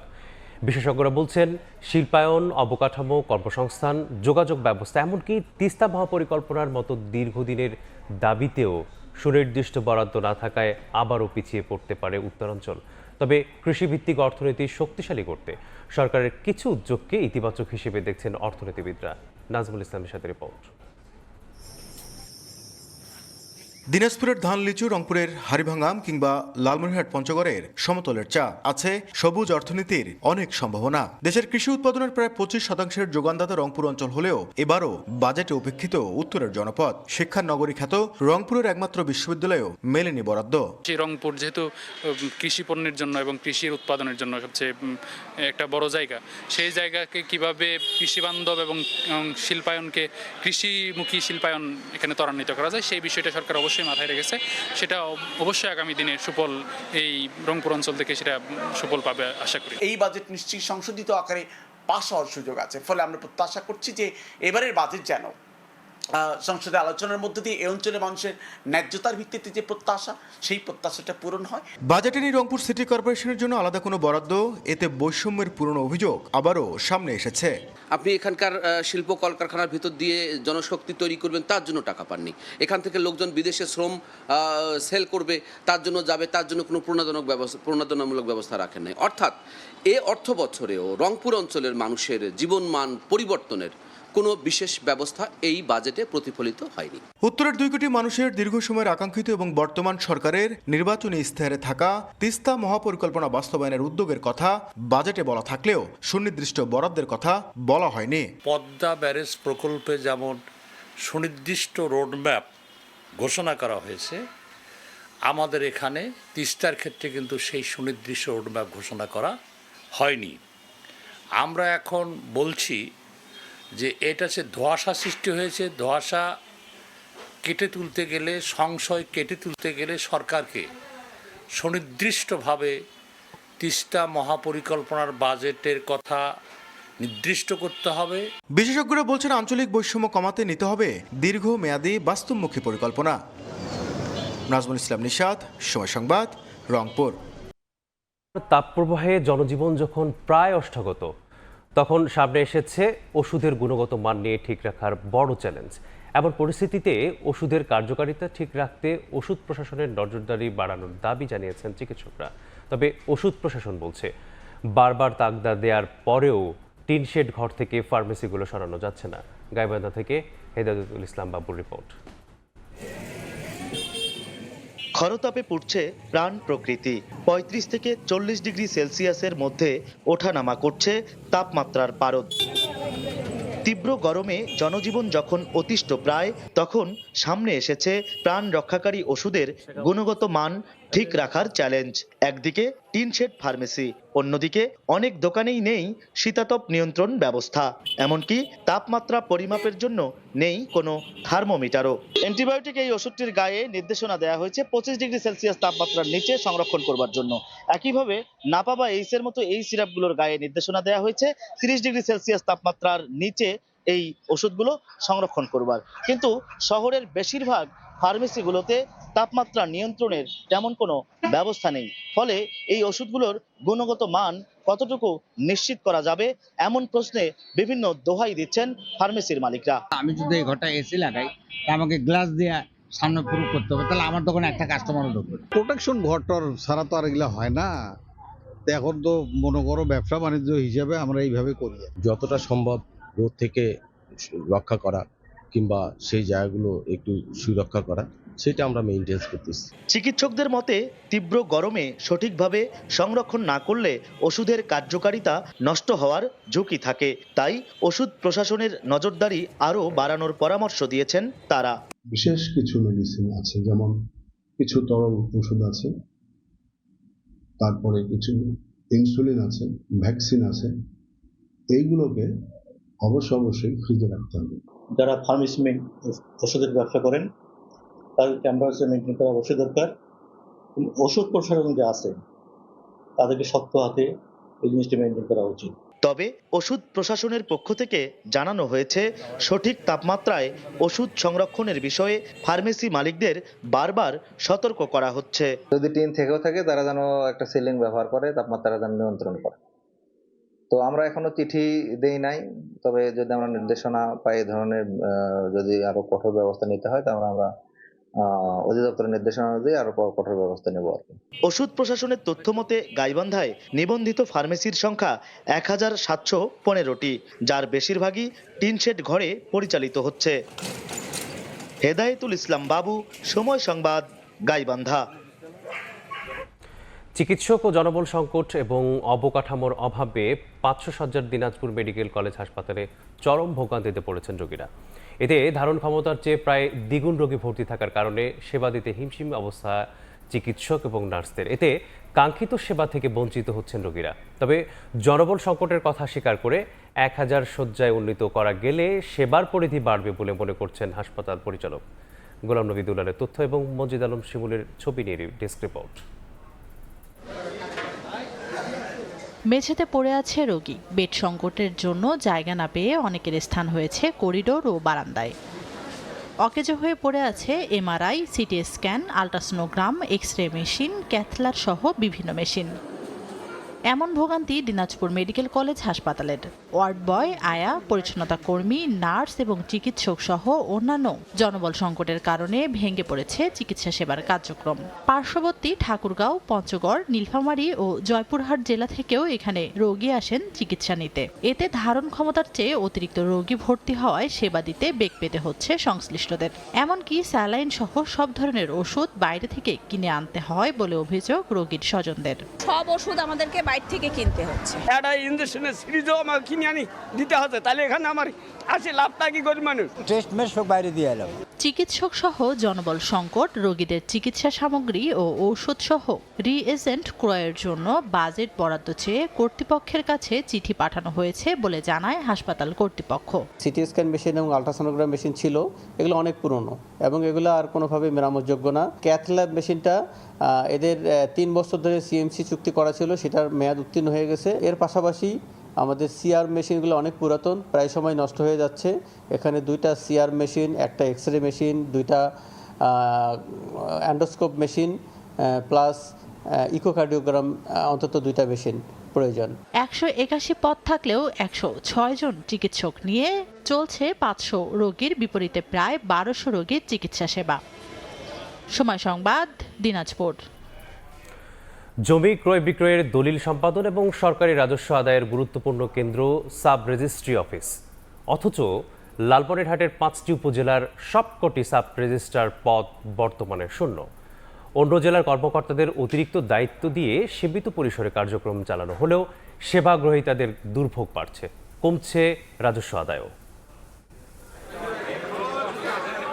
লালমনিরহাটের 5টি উপজেলার কোনো সাব রেজিস্ট্রি অফিসেই নেই স্থায়ী সাব রেজিস্ট্রার। এতে জমি রেজিস্ট্রেশন, দলিল সম্পাদনা সহ গুরুত্বপূর্ণ সেবাগুলো ব্যাহত হচ্ছে। সপ্তাহে 5 দিনের পরিবর্তে মাত্র 1 বা 2 দিন জমি রেজিস্ট্রি হওয়ায় দীর্ঘ অপেক্ষায় থাকতে হচ্ছে সাধারণ মানুষকে। 2017 সাল থেকে শূন্য পাটগ্রাম সাব রেজিস্ট্রার পদটি। বর্তমানে কুড়িগ্রামের রাজারহাট উপজেলার সাব রেজিস্ট্রার রাশিদুজ্জামান অতিরিক্ত দায়িত্বে পাটগ্রাম ও লালমনিরহাট সদর অফিসে দায়িত্ব পালন করছেন। একই চিত্র কালীগঞ্জ, আদিতমারি ও হাতীবান্ধা উপজেলায়। পাশের জেলার কর্মকর্তাদের মাধ্যমে চলছে জমি রেজিস্ট্রি কার্যক্রম। দলিল লেখকরা বলছেন, অতিরিক্ত দায়িত্বে থাকা কর্মকর্তারা নিজেদের কর্মস্থলের কাজ শেষ করে এখানে আসেন। এতে একদিনেই কয়েক দিনের কাজ সম্পূর্ণ করতে গিয়ে সৃষ্টি হচ্ছে জট ও দীর্ঘ সূত্রিতা। 2 জন ভারপ্রাপ্ত সাব রেজিস্ট্রার দিয়ে 5টা উপজেলা পরিচালিত হচ্ছে, তাতে আমাদের জনগণের দুর্ভোগের সৃষ্টি হচ্ছে। 5 দিন অফিস, সেখানে আমাদের করতে হয় 2 দিন, 3 দিন আমাদের ল্যাপস হয়। রবিবার আর সোমবার এই 2 দিনই রেজিস্ট্রি হয়, তাছাড়া আর বাকি দিন নাকি বন্ধ থাকে। আইনমন্ত্রীর কাছে আমাদের অনুরোধ যে অতি তাড়াতাড়ি যেন একজন সাব রেজিস্ট্রার এখানে দেওয়া হয়। সংশ্লিষ্টরা বলছেন, কর্মকর্তা সংকট দীর্ঘদিন ধরে চলতে থাকায় ক্ষতিগ্রস্ত হচ্ছেন সাধারণ মানুষ এবং কমছে সরকারের রাজস্ব আয়। আমরা ঊর্ধ্বতন কর্তৃপক্ষকে বিষয়ে অবহিত করেছি। আশা করা যায় খুব দ্রুত এই শূন্য পদগুলোতে পদায়ন করলে জনগণ দুর্ভোগ লাঘব হবে বলে আমি আশা করি। অন্যান্য সময় জেলার 5টি সাব রেজিস্ট্রার অফিসে সপ্তাহে 5 থেকে 6,000 দলিল রেজিস্ট্রি সম্পন্ন হলেও বর্তমানে সেই সংখ্যা কমে দাঁড়িয়েছে 2,000 থেকে 2,500-এ। সুফিয়ান আল হাসান, সময় সংবাদ, লালমনিরহাট। ঢাকা মাওয়া এক্সপ্রেসওয়েতে যাত্রীবাহী বাস নিয়ন্ত্রণ হারিয়ে উল্টে 14 যাত্রী আহত হয়েছেন। সোমবার বিকেলে এক্সপ্রেসওয়ের ঢাকামুখী লেনে কামারখোলা রেল ওভারব্রিজ থেকে নামার সময় এই দুর্ঘটনা ঘটে। ফায়ার সার্ভিস জানায়, বাসটি বৃষ্টির কারণে পিচ্ছিল সড়কে নিয়ন্ত্রণ হারিয়ে রাস্তার গার্ড রেল ভেঙে সার্ভিস রোডে উল্টে যায়। এ সময় বাসের যাত্রীরা আহত হন। পরে আহতদের উদ্ধার করে বিভিন্ন হাসপাতালে চিকিৎসার জন্য পাঠানো হয় বলে জানান তারা।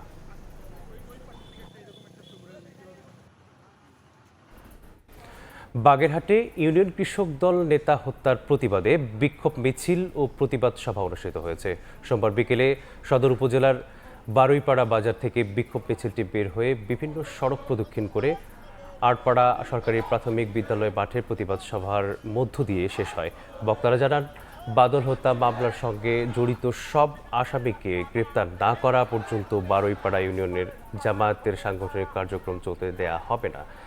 এর আগে 9 জুন রাতে নিয়তির মাঠ এলাকায় 3টি মোটরসাইকেলে আসা দুর্বৃত্তরা হামলা করলে ইউনিয়ন কৃষকদের সভাপতি বাদল মোড়ল ঘটনাস্থলে নিহত হন, আর তার সঙ্গে থাকা ওয়ার্ড বিএনপির সভাপতি আব্দুল্লাহ মোড়ল আহত হন।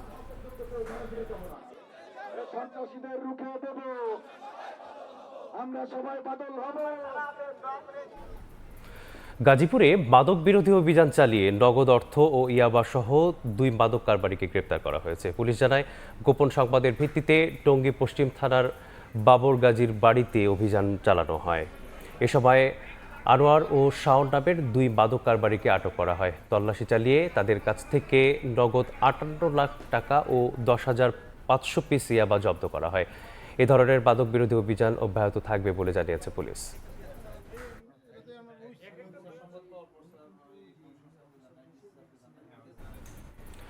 ভোরের সবাই এই ছিল আমার কাছে। পরবর্তী সংবাদগুলো জানাতে যুক্ত হবেন সাবরিনা মজুমদার। আলিফ, ধন্যবাদ আপনাকে। পরবর্তী সংবাদগুলো জানাবো আমি সাবরিনা মজুমদার। দেখছেন ভোরের সময়। কুড়িগ্রামে 167টি সরকারি প্রাথমিক বিদ্যালয়ে ঝুঁকিপূর্ণ ভবনে চলছে কোমলমতি শিক্ষার্থীদের পাঠদান কার্যক্রম। এতে যে কোনো সময় ঘটতে পারে ছোট বড় দুর্ঘটনা। তবে আশঙ্কার বিষয়টি বারবার কর্তৃপক্ষকে অবগত করলেও ব্যবস্থা না নেওয়ার অভিযোগ শিক্ষকদের। তবে ঝুঁকিপূর্ণ ভবনের তালিকা করে নতুন ভবন নির্মাণের জন্য বরাদ্দের অপেক্ষায় শিক্ষা বিভাগ। বাদশা সৈকতের তথ্য ও জামিল মিয়ার ছবি নিয়ে রিপোর্ট। ছাদের পলেস্তারা খসে বেরিয়েছে বিমের রড, দেয়াল ও পিলারে স্পষ্ট অসংখ্য ফাটল। এরই মধ্যে জীবনের ঝুঁকি নিয়ে চলছে পাঠদান কার্যক্রম। 1920 সালে কুড়িগ্রাম সদরের ঘোগাদহ ইউনিয়নের শোভনদহ এলাকায় চান্দের খামার সরকারি প্রাথমিক বিদ্যালয়টি প্রতিষ্ঠার পর 2001 সালে নির্মাণ হয় দ্বিতল ভবন। 20 বছরের মাথায় খসে পড়তে শুরু করেছে ছাদের পলেস্তারা, বিম, পিলার ও দেয়ালে দেখা দেয় অসংখ্য ফাটল। একই অবস্থা জেলার অন্যান্য সরকারি প্রাথমিক বিদ্যালয় ভবনেরও। এতে উৎকণ্ঠায় শিক্ষার্থী, শিক্ষক ও অভিভাবকরা। জল পড়ে বৃষ্টির সময়, আমাদের এই স্কুলটাতে ছাদ ভাঙি পড়ে। স্কুলে আসি, অনেক ভয়ে ভয়ে ক্লাস করি। নিম্নমানের কাজের কারণেই আমরা আমাদের এই ভবনটা এই 25 বছরে একদম পুরোপুরি ঝুঁকিপূর্ণ হয়ে উঠছে। ক্লাস টাইমে অনেক সময় দেখা যাচ্ছে যে উপর থেকে ছাদ ভেঙে পড়তেছে। আমাদের চাওয়া এখন একটাই, আমাদের একটা নতুন ভবন হোক, আমাদের বাচ্চারা নিরাপদে থাকুক। তবে বারবার ঊর্ধ্বতন কর্তৃপক্ষকে বিষয়টি অবগত করার পরও নতুন ভবন নির্মাণের কোনো উদ্যোগ নেওয়া হয়নি বলে জানান প্রধান শিক্ষক। কর্তৃপক্ষ আসতেছে, এসে দেখে গেছে যে বিদ্যালয়টা যে ঝুঁকিতে আছে, ওনারা দেখেই গেছে বারবার, কিন্তু আমি এখন পর্যন্ত কোনো ভবনও পাইনি। এদিকে ঝুঁকিপূর্ণ ভবনের তালিকা করে সংশ্লিষ্ট দপ্তরে পাঠানো হয়েছে। বরাদ্দ পেলেই নতুন ভবন নির্মাণ শুরু হবে বলে জানান উপজেলা শিক্ষা কর্মকর্তা। আমরা আশা করছি PDP-5 আমরা প্রথমেই বরাদ্দগুলো পেয়ে যাব। বরাদ্দ পেলে আমরা আশা করছি আমরা নতুন ভবন আমরা পেয়ে যাব এবং আমরা শিক্ষার্থীরা নতুন ভবন তারা পাঠদান কার্যক্রম তারা সমাপ্ত করতে পারবে। শিক্ষা বিভাগের তথ্য মতে জেলার 9 উপজেলায় 1240টি সরকারি প্রাথমিক বিদ্যালয়ের মধ্যে 167টি বিদ্যালয়ের ভবনই ঝুঁকিপূর্ণ। সময় সংবাদ, কুড়িগ্রাম।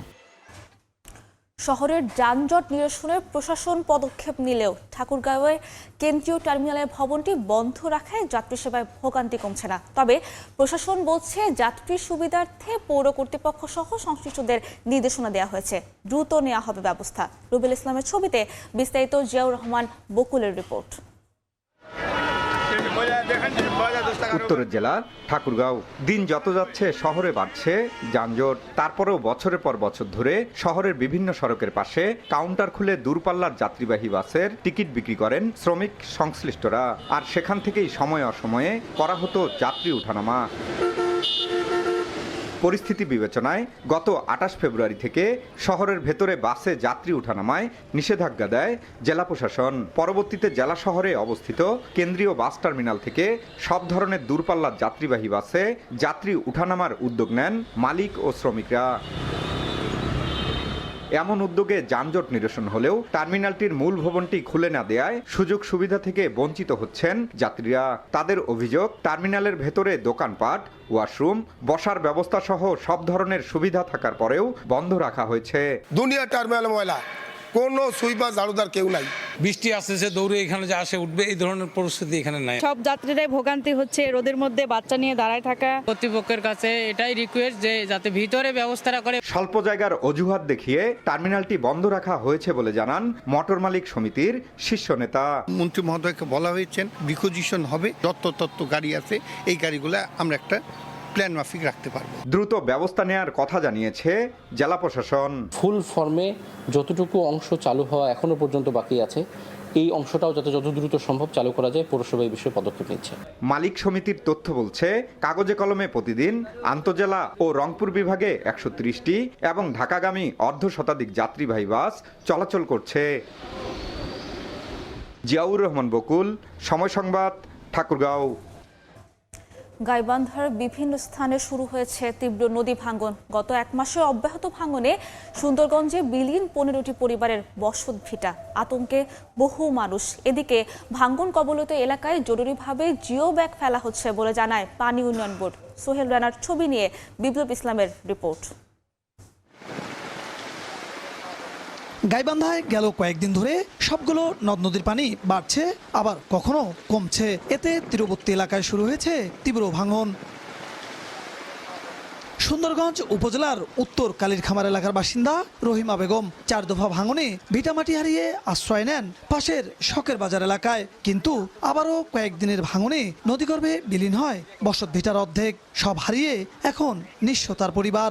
6-7 বার ভাঙিয়ে তাতে আমার থাকার এতে জায়গা নাই, আর খামো কি এতগুলো ছাওয়া নিয়ে আমার খুব কষ্ট হয়ে গেছি। রহিমা বেগমের মতো একই অবস্থা কালীরখামার এলাকার অর্ধশতাধিক পরিবারের। 1 মাসের ব্যবধানে নদীগর্ভে চলে গেছে প্রায় 15টি পরিবারের বসত ভিটা। হুমকির মুখে পড়েছে প্রায় 1.5 কিলোমিটার এলাকার স্কুল, মসজিদ সহ শতাধিক পরিবারের বসত ভিটা ও জমি। বাড়ি একদম নিঃস্ব হয়ে গেছে, ভাঙিয়ে সিঁড়িবিড়ি হয়ে গেছে, পানের বড় বড় শোক শেষ। আমাদের থাকার কোনো স্থান নেই, ঘর বাড়ি সব ভাঙিয়ে গেছে। বাড়ার সময় থেকে প্রায় 20টা ঘরের মতো ক্ষতিগ্রস্ত হয়ে গেছে। জরুরি ভিত্তিতে জিও ব্যাগ ফেলা সহ ভাঙন প্রবণ এলাকা চিহ্নিত করে স্থায়ী প্রতিরোধ ব্যবস্থা গ্রহণের উদ্যোগ নেওয়া হচ্ছে বলে জানায় পানি উন্নয়ন বোর্ড। প্রকল্প দাখিলের জন্য প্রকল্পটা তৈরি হচ্ছে, এর মধ্যে প্রকল্পটা একটা সভা হয়ে গেছে, কিছু অবজারভেশন দিয়েছে, আবার সেগুলোর প্রেক্ষিতে সেটাকে আবার পুনর্গঠন করে আবার দাখিল করা হবে। প্রায় 1 মাস ধরে জেলার তিস্তা, ব্রহ্মপুত্র ও করতোয়া নদীর অন্তত 20টি এলাকায় ভাঙন অব্যাহত রয়েছে। বিপ্লব ইসলাম, সময় সংবাদ, গাইবান্ধা। দিনাজপুরের হাকিমপুর উপজেলায় দিন দিন জনপ্রিয় হচ্ছে ফল চাষের আধুনিক ও পরিবেশ বান্ধব প্রযুক্তি ফ্রুট ব্যাগিং পদ্ধতি। ব্যাগিং ব্যবহারের ফলে ক্ষতিকর পোকামাকড় ও রোগবালাই থেকে আম সুরক্ষিত থাকায় একদিকে যেমন ফলন বাড়ছে, অন্যদিকে বিষমুক্ত আকর্ষণীয় আমের চাহিদাও বাজারে কয়েক গুণ বৃদ্ধি পেয়েছে। স্থানীয় কৃষি বিভাগও দিচ্ছে নিয়মিত পরামর্শ। হিলি থেকে শফিকুল ইসলাম শফিকের তথ্য, আমির হামজার ছবি নিয়ে রিপোর্ট। বাগানে গাছে গাছে ঝুলছে ব্যাগে মোড়ানো আম। মুকুল আসার পর ফল কিছুটা বড় হলেই প্রতিটি আমকে বিশেষ কাগজের ব্যাগে ঢেকে দেওয়া হয়। এটি মূলত ফ্রুট ব্যাগিং পদ্ধতি। দিনাজপুরের হাকিমপুর উপজেলার বিভিন্ন বাগানে গাছে আম রক্ষায় প্রচুর কীটনাশক স্প্রে করতে হতো। এতে উৎপাদন খরচ বাড়ার পাশাপাশি স্বাস্থ্য ঝুঁকিও ছিল। কিন্তু ফ্রুট ব্যাগিং পদ্ধতিতে কীটনাশক ব্যবহারের প্রয়োজন অনেকটাই কমে গেছে। ব্যাগের ভেতরে সুরক্ষিত থাকায় মাছি, পোকা বা অন্যান্য কীট আক্রমণ করতে পারে না। ব্যাগে মোড়ানো থাকায় আমের গায়ে কোনো দাগ পড়ে না, ফলে এর রং ও আকৃতি হয় অত্যন্ত আকর্ষণীয় ও নিখুঁত, যা সহজেই ক্রেতাদের আকৃষ্ট করছে। চাষিরা জানান, শুরুতে ব্যাগ কেনার জন্য অতিরিক্ত খরচ হলেও কীটনাশক ও অন্যান্য ব্যয় কমে যাওয়ায় সামগ্রিকভাবে লাভ বেশি হচ্ছে। ব্যাগিং করার কারণে আম ভালো থাকবে, ভালো হবে, মানে কালার সুন্দর আসবে। পরিস্থিতির উপর বিবেচনা করে 3 থেকে 4 দিন পর পর স্প্রে করি। আগে তো আমাদের বাজার থেকে বেশি দরে আনতে হতো, ফরমালিন যুক্ত আম থাকতো, এগুলো আমাদের অস্বাস্থ্যকর। এখানে বাগানে আসে দেখছি আমটা প্যাকেটে, একটা প্যাকেট খুললাম, দেখলাম আমটা খুব সুন্দর। উপজেলা কৃষি কর্মকর্তা জানান, ফ্রুট ব্যাগিং একটি আধুনিক ও শতভাগ পরিবেশ বান্ধব প্রযুক্তি। নিরাপদ ও বিষমুক্ত ফল উৎপাদনে কৃষকদের নিয়মিত পরামর্শ ও কারিগরি সহায়তা দেওয়া হচ্ছে। ফ্রুট ব্যাগিং পদ্ধতিতে আম উৎপাদন করলে যেমন সঠিক রং থাকে, ঠিক সঠিক আকার থাকে এবং সেটা আসলে ইউনিফর্ম সাইজের হয়, যেটা আসলে বাইরের যে রপ্তানির যে ক্রাইটেরিয়া সেগুলোকে আসলে মেনটেন করেই করা হয়। এবং এই বাগানে আসলে জৈব বালাইনাশকগুলো স্প্রে করা হচ্ছে, সেটা আমাদের পরামর্শ মোতাবেক। চলতি বছরে হাকিমপুর উপজেলায় প্রায় 30 হেক্টর জমিতে ফ্রুট ব্যাগিং পদ্ধতিতে আম পরিচর্যা করা হচ্ছে। সময় সংবাদ, হিলি।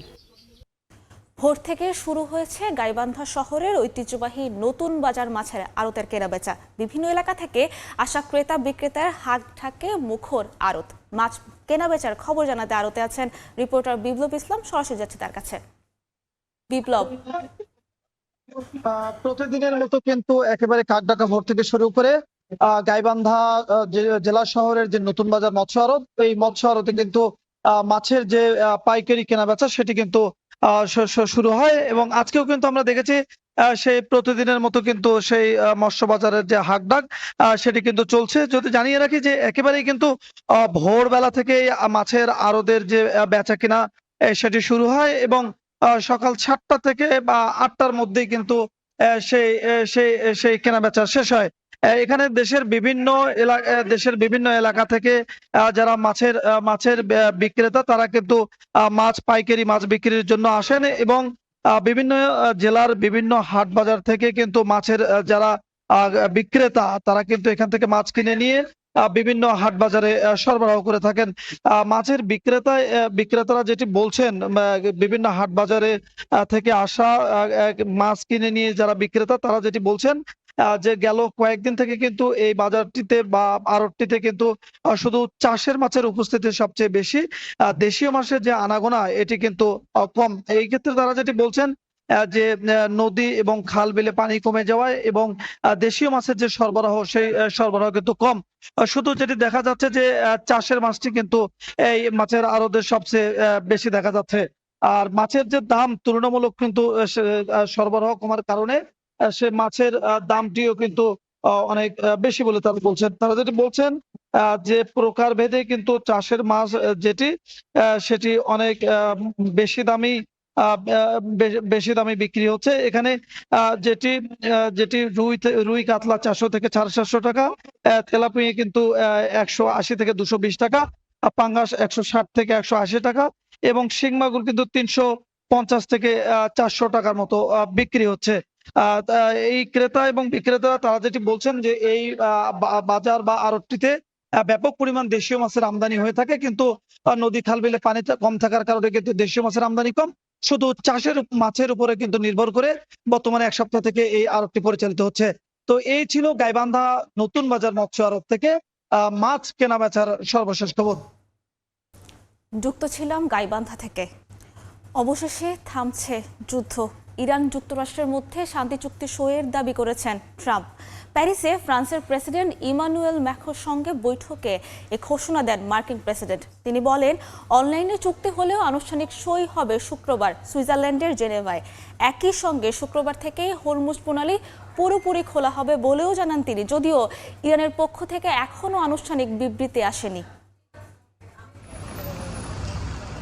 4 মাসের রক্তক্ষয়ী যুদ্ধের পর যুক্তরাষ্ট্র ও ইরানের মধ্যে শান্তি চুক্তি সই হয়েছে বলে দাবি করলেন মার্কিন প্রেসিডেন্ট ডোনাল্ড ট্রাম্প। প্যারিসে ফ্রান্সের প্রেসিডেন্ট ইমানুয়েল ম্যাক্রোর সঙ্গে বৈঠকে এই ঘোষণা দেন মার্কিন প্রেসিডেন্ট। তিনি বলেন, অনলাইনে চুক্তি হলেও আনুষ্ঠানিক সই হবে শুক্রবার সুইজারল্যান্ডের জেনেভায়। আগামী শুক্রবার জেনেভায় আনুষ্ঠানিক সইয়ের মধ্য দিয়ে শুরু হবে 60 দিনের গুরুত্বপূর্ণ কূটনৈতিক বাস্তবায়ন পর্ব।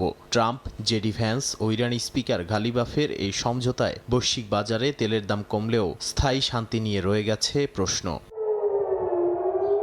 ফেব্রুয়ারিতে শুরু হওয়া মার্কিন ইসরায়েলি বিমান হামলার পর এই যুদ্ধ যুক্তরাষ্ট্রের কৌশলগত সীমাবদ্ধতা তুলে ধরেছে বলে মনে করছেন বিশ্লেষকরা। ইরানের সর্বোচ্চ জাতীয় নিরাপত্তা পরিষদের প্রায় 90% সদস্য এই সমঝোতাকে সম্মানজনক দলিল হিসেবে সমর্থন দিয়েছে। ম্যাক্রোর সঙ্গে বৈঠকের পর ট্রাম্প দাবি করেন, নতুন চুক্তির ফলে ইরান আর কখনোই পারমাণবিক অস্ত্র পাবে না, থাকবে কঠোর নজরদারি।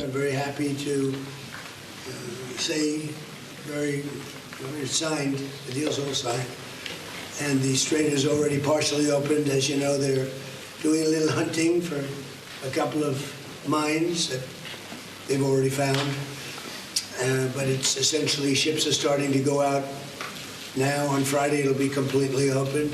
চুক্তির খবরে শেয়ার বাজার চাঙ্গা হলেও হরমুজ নিয়ে বিভ্রান্তি রয়েছে। কিছু জাহাজ চলাচল শুরু হলেও নিরাপত্তা ও জ্যামিং এর কারণে অনেকেই ট্র্যাকার বন্ধ করে রেখেছে বলে জানিয়েছে পর্যবেক্ষণ সংস্থাগুলো। 19 জুন পর্যন্ত নৌ অবরোধ ধাপে ধাপে প্রত্যাহারের প্রক্রিয়া চলবে বলেও জানা গেছে।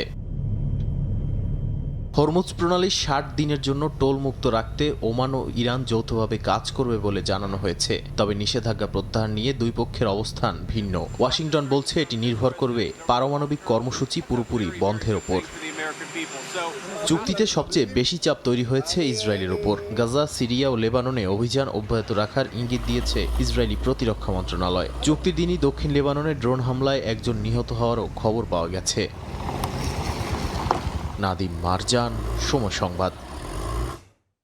ইরানি জনগণের ইচ্ছা শক্তির কাছে পরাজিত হয়েছে যুক্তরাষ্ট্র ইসরায়েল। ওয়াশিংটনের চুক্তিতে সম্মত হওয়াকে নিজেদের বিজয় হিসেবে আখ্যা দিয়েছে তেহরান।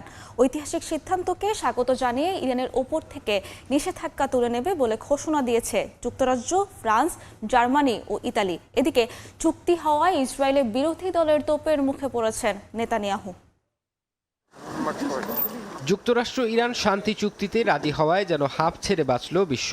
দুপক্ষের এমন ঐতিহাসিক সিদ্ধান্তকে স্বাগত জানিয়েছেন বিশ্ব নেতারা। চুক্তির বিষয়টি নিশ্চিত করার পর যৌথ বিবৃতি দিয়েছে যুক্তরাজ্য, ফ্রান্স, জার্মানি ও ইতালি। E4 জোটের এই নেতারা বহুল প্রতীক্ষিত এই চুক্তিকে বিশ্ব অর্থনীতি ও বৈশ্বিক নিরাপত্তার জন্য একটি বড় পদক্ষেপ হিসেবে উল্লেখ করেন। ইরানের ওপর আরোপিত নিষেধাজ্ঞা তুলে নেওয়া হবে বলেও ঘোষণা দিয়েছে ইউরোপের এই শীর্ষ 4 শক্তি।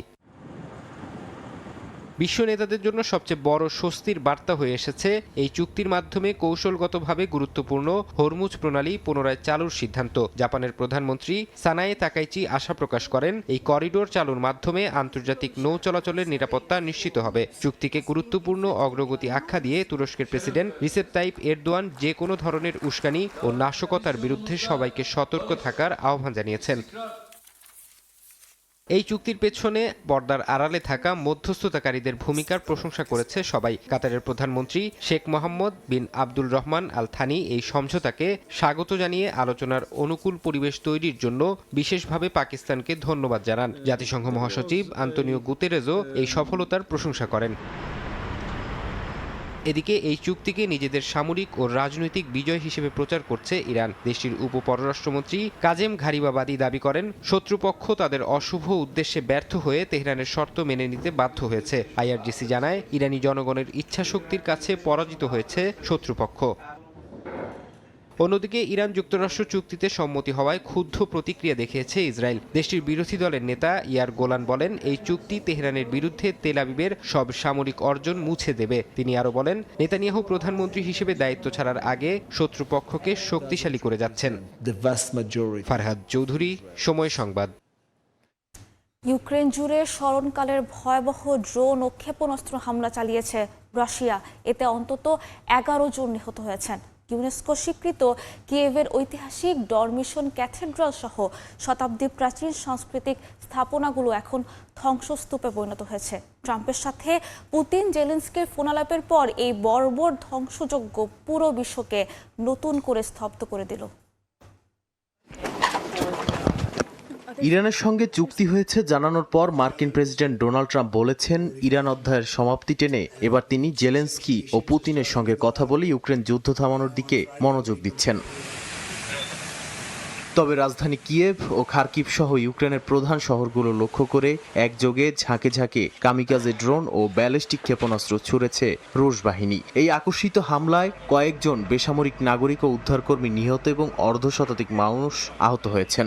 হামলার তীব্রতায় 1,40,000-এরও বেশি ঘরবাড়ি মুহূর্তেই বিদ্যুৎ বিচ্ছিন্ন হয়ে পড়ে।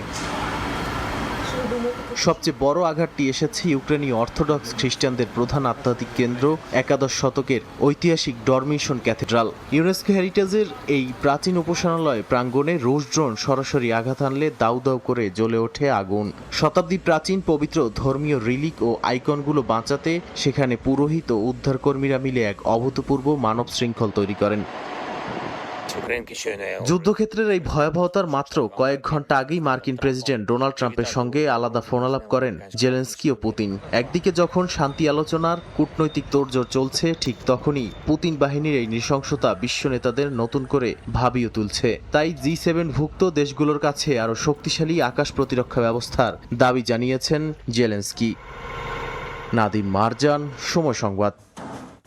যুক্তরাষ্ট্রের ক্যালিফোর্নিয়ায় রানওয়েতে আছড়ে পড়েছে মার্কিন বিমান বাহিনীর শক্তিশালী B-52 বোমারু বিমান। ক্যালিফোর্নিয়া অ্যাডভার্স বিমান ঘাঁটি থেকে উড্ডয়নের পরপরই ঘটে এই দুর্ঘটনা। পারমাণবিক অস্ত্র বহনে সক্ষম এই ভারী যুদ্ধ বিমানটি বিধ্বস্ত হওয়ার কারণ বা এতে হতাহতের সংখ্যা এখনও নিশ্চিত হওয়া যায়নি। উড্ডয়নের কিছুক্ষণের মধ্যেই ক্যালিফোর্নিয়ার মোহাবে মরুভূমির অ্যাডভার্স বিমান ঘাঁটিতে মুখ থুবড়ে পড়ে B-52 স্ট্র্যাটোফোর্টেস। দুর্ঘটনার পর রানওয়ের একটি বিশাল অংশ জুড়ে আগুন ধরে যায়, ধোঁয়ার ছেয়ে যায় চারপাশ। একটি B-52 বিমানের বাজার মূল্য প্রায় $11 কোটি। এটি সর্বোচ্চ 70,000 পাউন্ড পর্যন্ত যুদ্ধাস্ত্র বহন করতে পারে। দুর্ঘটনার প্রকৃত কারণ অনুসন্ধানে তদন্ত শুরু করেছে মার্কিন বিমান বাহিনী।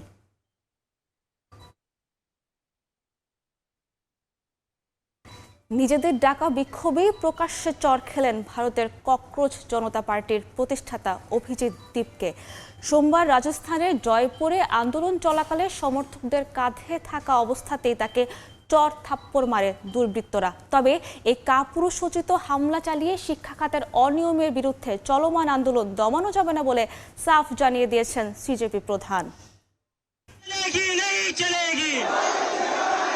প্রশ্নপত্র ফাঁস ও শিক্ষা খাতে অনিয়মের প্রতিবাদে জয়পুরে বিক্ষোভ করছিল ককরোচ জনতা পার্টি। সেখানে অংশ নিয়ে আকস্মিক হামলার শিকার হন দলটির প্রতিষ্ঠাতা অভিজিৎ দীপকে। সমর্থকদের কাঁধে চড়ে স্লোগান দেওয়ার সময় হঠাৎ ভিড়ের মধ্যে তার গলা জড়িয়ে যায়, প্রকাশ্যে চড়থাপ্পড় মারা হয়। এ নিয়ে ব্যাপক চাঞ্চল্য তৈরি হয়। ভিডিওতে দেখা যায় হামলার পরপরই দীপকের সমর্থকেরা অভিযুক্তদের ঘিরে ফেলেন। কেন্দ্রীয় শিক্ষামন্ত্রীর পদত্যাগের দাবিতে দেশব্যাপী আন্দোলনের অংশ হিসেবে জয়পুরে এই কর্মসূচির আয়োজন করা হয়। ঘটনার পর এক্সপোস্টে অভিজিৎ দীপকে বলেন, শারীরিক হামলা, ভয় ও ভীরুতার বহিঃপ্রকাশ।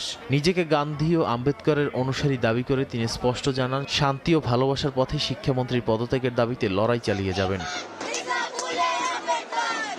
এদিকে হামলার ঘটনায় নড়েচড়ে বসেছে স্থানীয় প্রশাসন। জয়পুরের বিদ্যাপুরী থানা পুলিশ এরই মধ্যে জড়িত সন্দেহে 6 জনকে আটক করেছে। ঠিক কী উদ্দেশ্যে এবং কাদের ইন্ধনে এই হামলা তা জানতে তদন্ত শুরু করেছে পুলিশ। নাদিম মারজান, সময় সংবাদ। হরহামেশাই শোনা যায় বয়কটের কথা। এই বয়কটের সঙ্গে রয়েছে আয়ারল্যান্ডের মর্মস্পর্শী এক ইতিহাস। এর উৎপত্তি আয়ারল্যান্ডের কাউন্টি মেয় লগমাস্ক ও বেনিলরোপ বেদনার এ এক প্রতিবাদী কাব্য। আয়ারল্যান্ডে কাউন্টি মেয় লগমাস্ক বেলিরোপ ঘুরে সৈয়দ জুয়েল জানাচ্ছেন বিস্তারিত। দর্শক, কথায় কথায় আমরা অনেকেই বলে থাকি বয়কট, বয়কট পণ্য, বয়কট দেশ, এমনকি বয়কট ব্যক্তিও। কোথা থেকে এলো এই বয়কট আজ আপনাদেরকে জানাবো তার আদ্যপাদ্য। এই বয়কটের সাথে রয়েছে আয়ারল্যান্ডের এক মর্মস্পর্শী ইতিহাস। আমি যেখানটিতে দাঁড়িয়ে রয়েছি এটি হলো লগমাস্ক কাউন্টি মেয়র একটি জায়গা। এখানে মূলত 1880 সালের দিকে তৎকালীন ব্রিটিশ এক সেনা কর্মকর্তা যার নাম চার্লস কানিংহাম বয়কট, উনি প্রজাদের কাছ থেকে এখানে খাজনা আদায় করতে, এটি ছিল মূলত তার কাজ। খাজনা আদায় করতে গিয়ে উনি অত্যাচারীর ভূমিকায় চলে আসেন, অনেকের সাথে রক্তক্ষয়ী সংঘর্ষে জড়িয়ে যান এবং ঘর বাড়ি থেকে অনেককে বিতাড়িত করেন। খাজনা না দেওয়ার জন্য 11 জন কৃষককে তিনি বাড়ি থেকে বিতাড়িত করার সিদ্ধান্ত নেয়। এতে করে স্থানীয় এখানে যে বাসিন্দারা রয়েছেন সেই বাসিন্দারা চার্লস কানিংহাম বয়কটের বিরুদ্ধে সবাই প্রতিবাদে নেমে পড়েন এবং সবাই মিলে সিদ্ধান্ত নেয় চার্লস কানিংহাম বয়কটের সাথে কেউ যেন কোনো ধরনের কথা না বলে, তার পক্ষে কেউ যেন কোনো কাজ না করেন। অত্যাচারী চিরস্থায়ী না, সেটা প্রতিবাদী স্থান বালিনরূপ। পৃথিবীতে বয়কটের ডাকটা আসছে, সেটা এখান থেকে উৎপত্তি হয়েছে। তো অত্যাচারী সাময়িক, বেশি দিন না। ওনাকে বয়কট করার কারণ হলো উনি মানুষকে অত্যন্ত শোষণ করছেন, যার কারণে কান্ট্রি মেয়র মানুষ অত্যাচারের কারণে ওনাকে বয়কট করছেন, ওনাকে ঘৃণিত করছেন। এই সমস্ত ব্যক্তিরা কখনো ইতিহাসের পাতা থাকেন না, মানুষের ঘৃণার চোখে সবাইকে দেখেন এবং যারা ঘৃণিত তারা কখনো ইতিহাসের কোনো অংশে তাদেরকে কেউ স্মরণ করে না, কারণ ঘৃণিত ব্যক্তিকে সবাই ঘৃণা করে, তাদেরকে ইতিহাস থেকে তাদেরকে মুছে দেয়, ইতিহাস কখনো তাদেরকে স্মরণ করে না। তিনি যখন রাস্তায় বের হতেন তখন তাকে দেখলে লজ্জিত এবং ঘৃণিত সব বাক্য তার সাথে ব্যয় করতে এবং এতে করে তিনি এক ঘরে হয়ে পড়েন এবং এটাই ছিল মূলত স্থানীয় সেই বাসিন্দাদের জন্য একটি বার্তা যে সে খারাপ মানুষ, তাকে অবশ্যই এক ঘরে থাকতে হবে, সে সমাজে কারোর সাথে মিশতে পারবে না। তো এতে করে এমনকি তার যে পত্রবাহক ছিল সেই পত্রবাহককেও হুমকি দেওয়া হয় যে কোনো ধরনের পত্র যেন তাকে না দেওয়া হয় এবং সেই পত্রবাহকও তার কাছে কোনো ধরনের পত্র দিত না। এমনকি শেষ পর্যন্ত তার বাসার যে কাজের যে লোক ছিল সেই কাজের লোককে ওখান থেকে চলে যাওয়ার জন্য বলা হয় তার এই ঘৃণিত কাজের জন্য এবং সেও চলে যায়, সে একদম একা হয়ে পড়ে।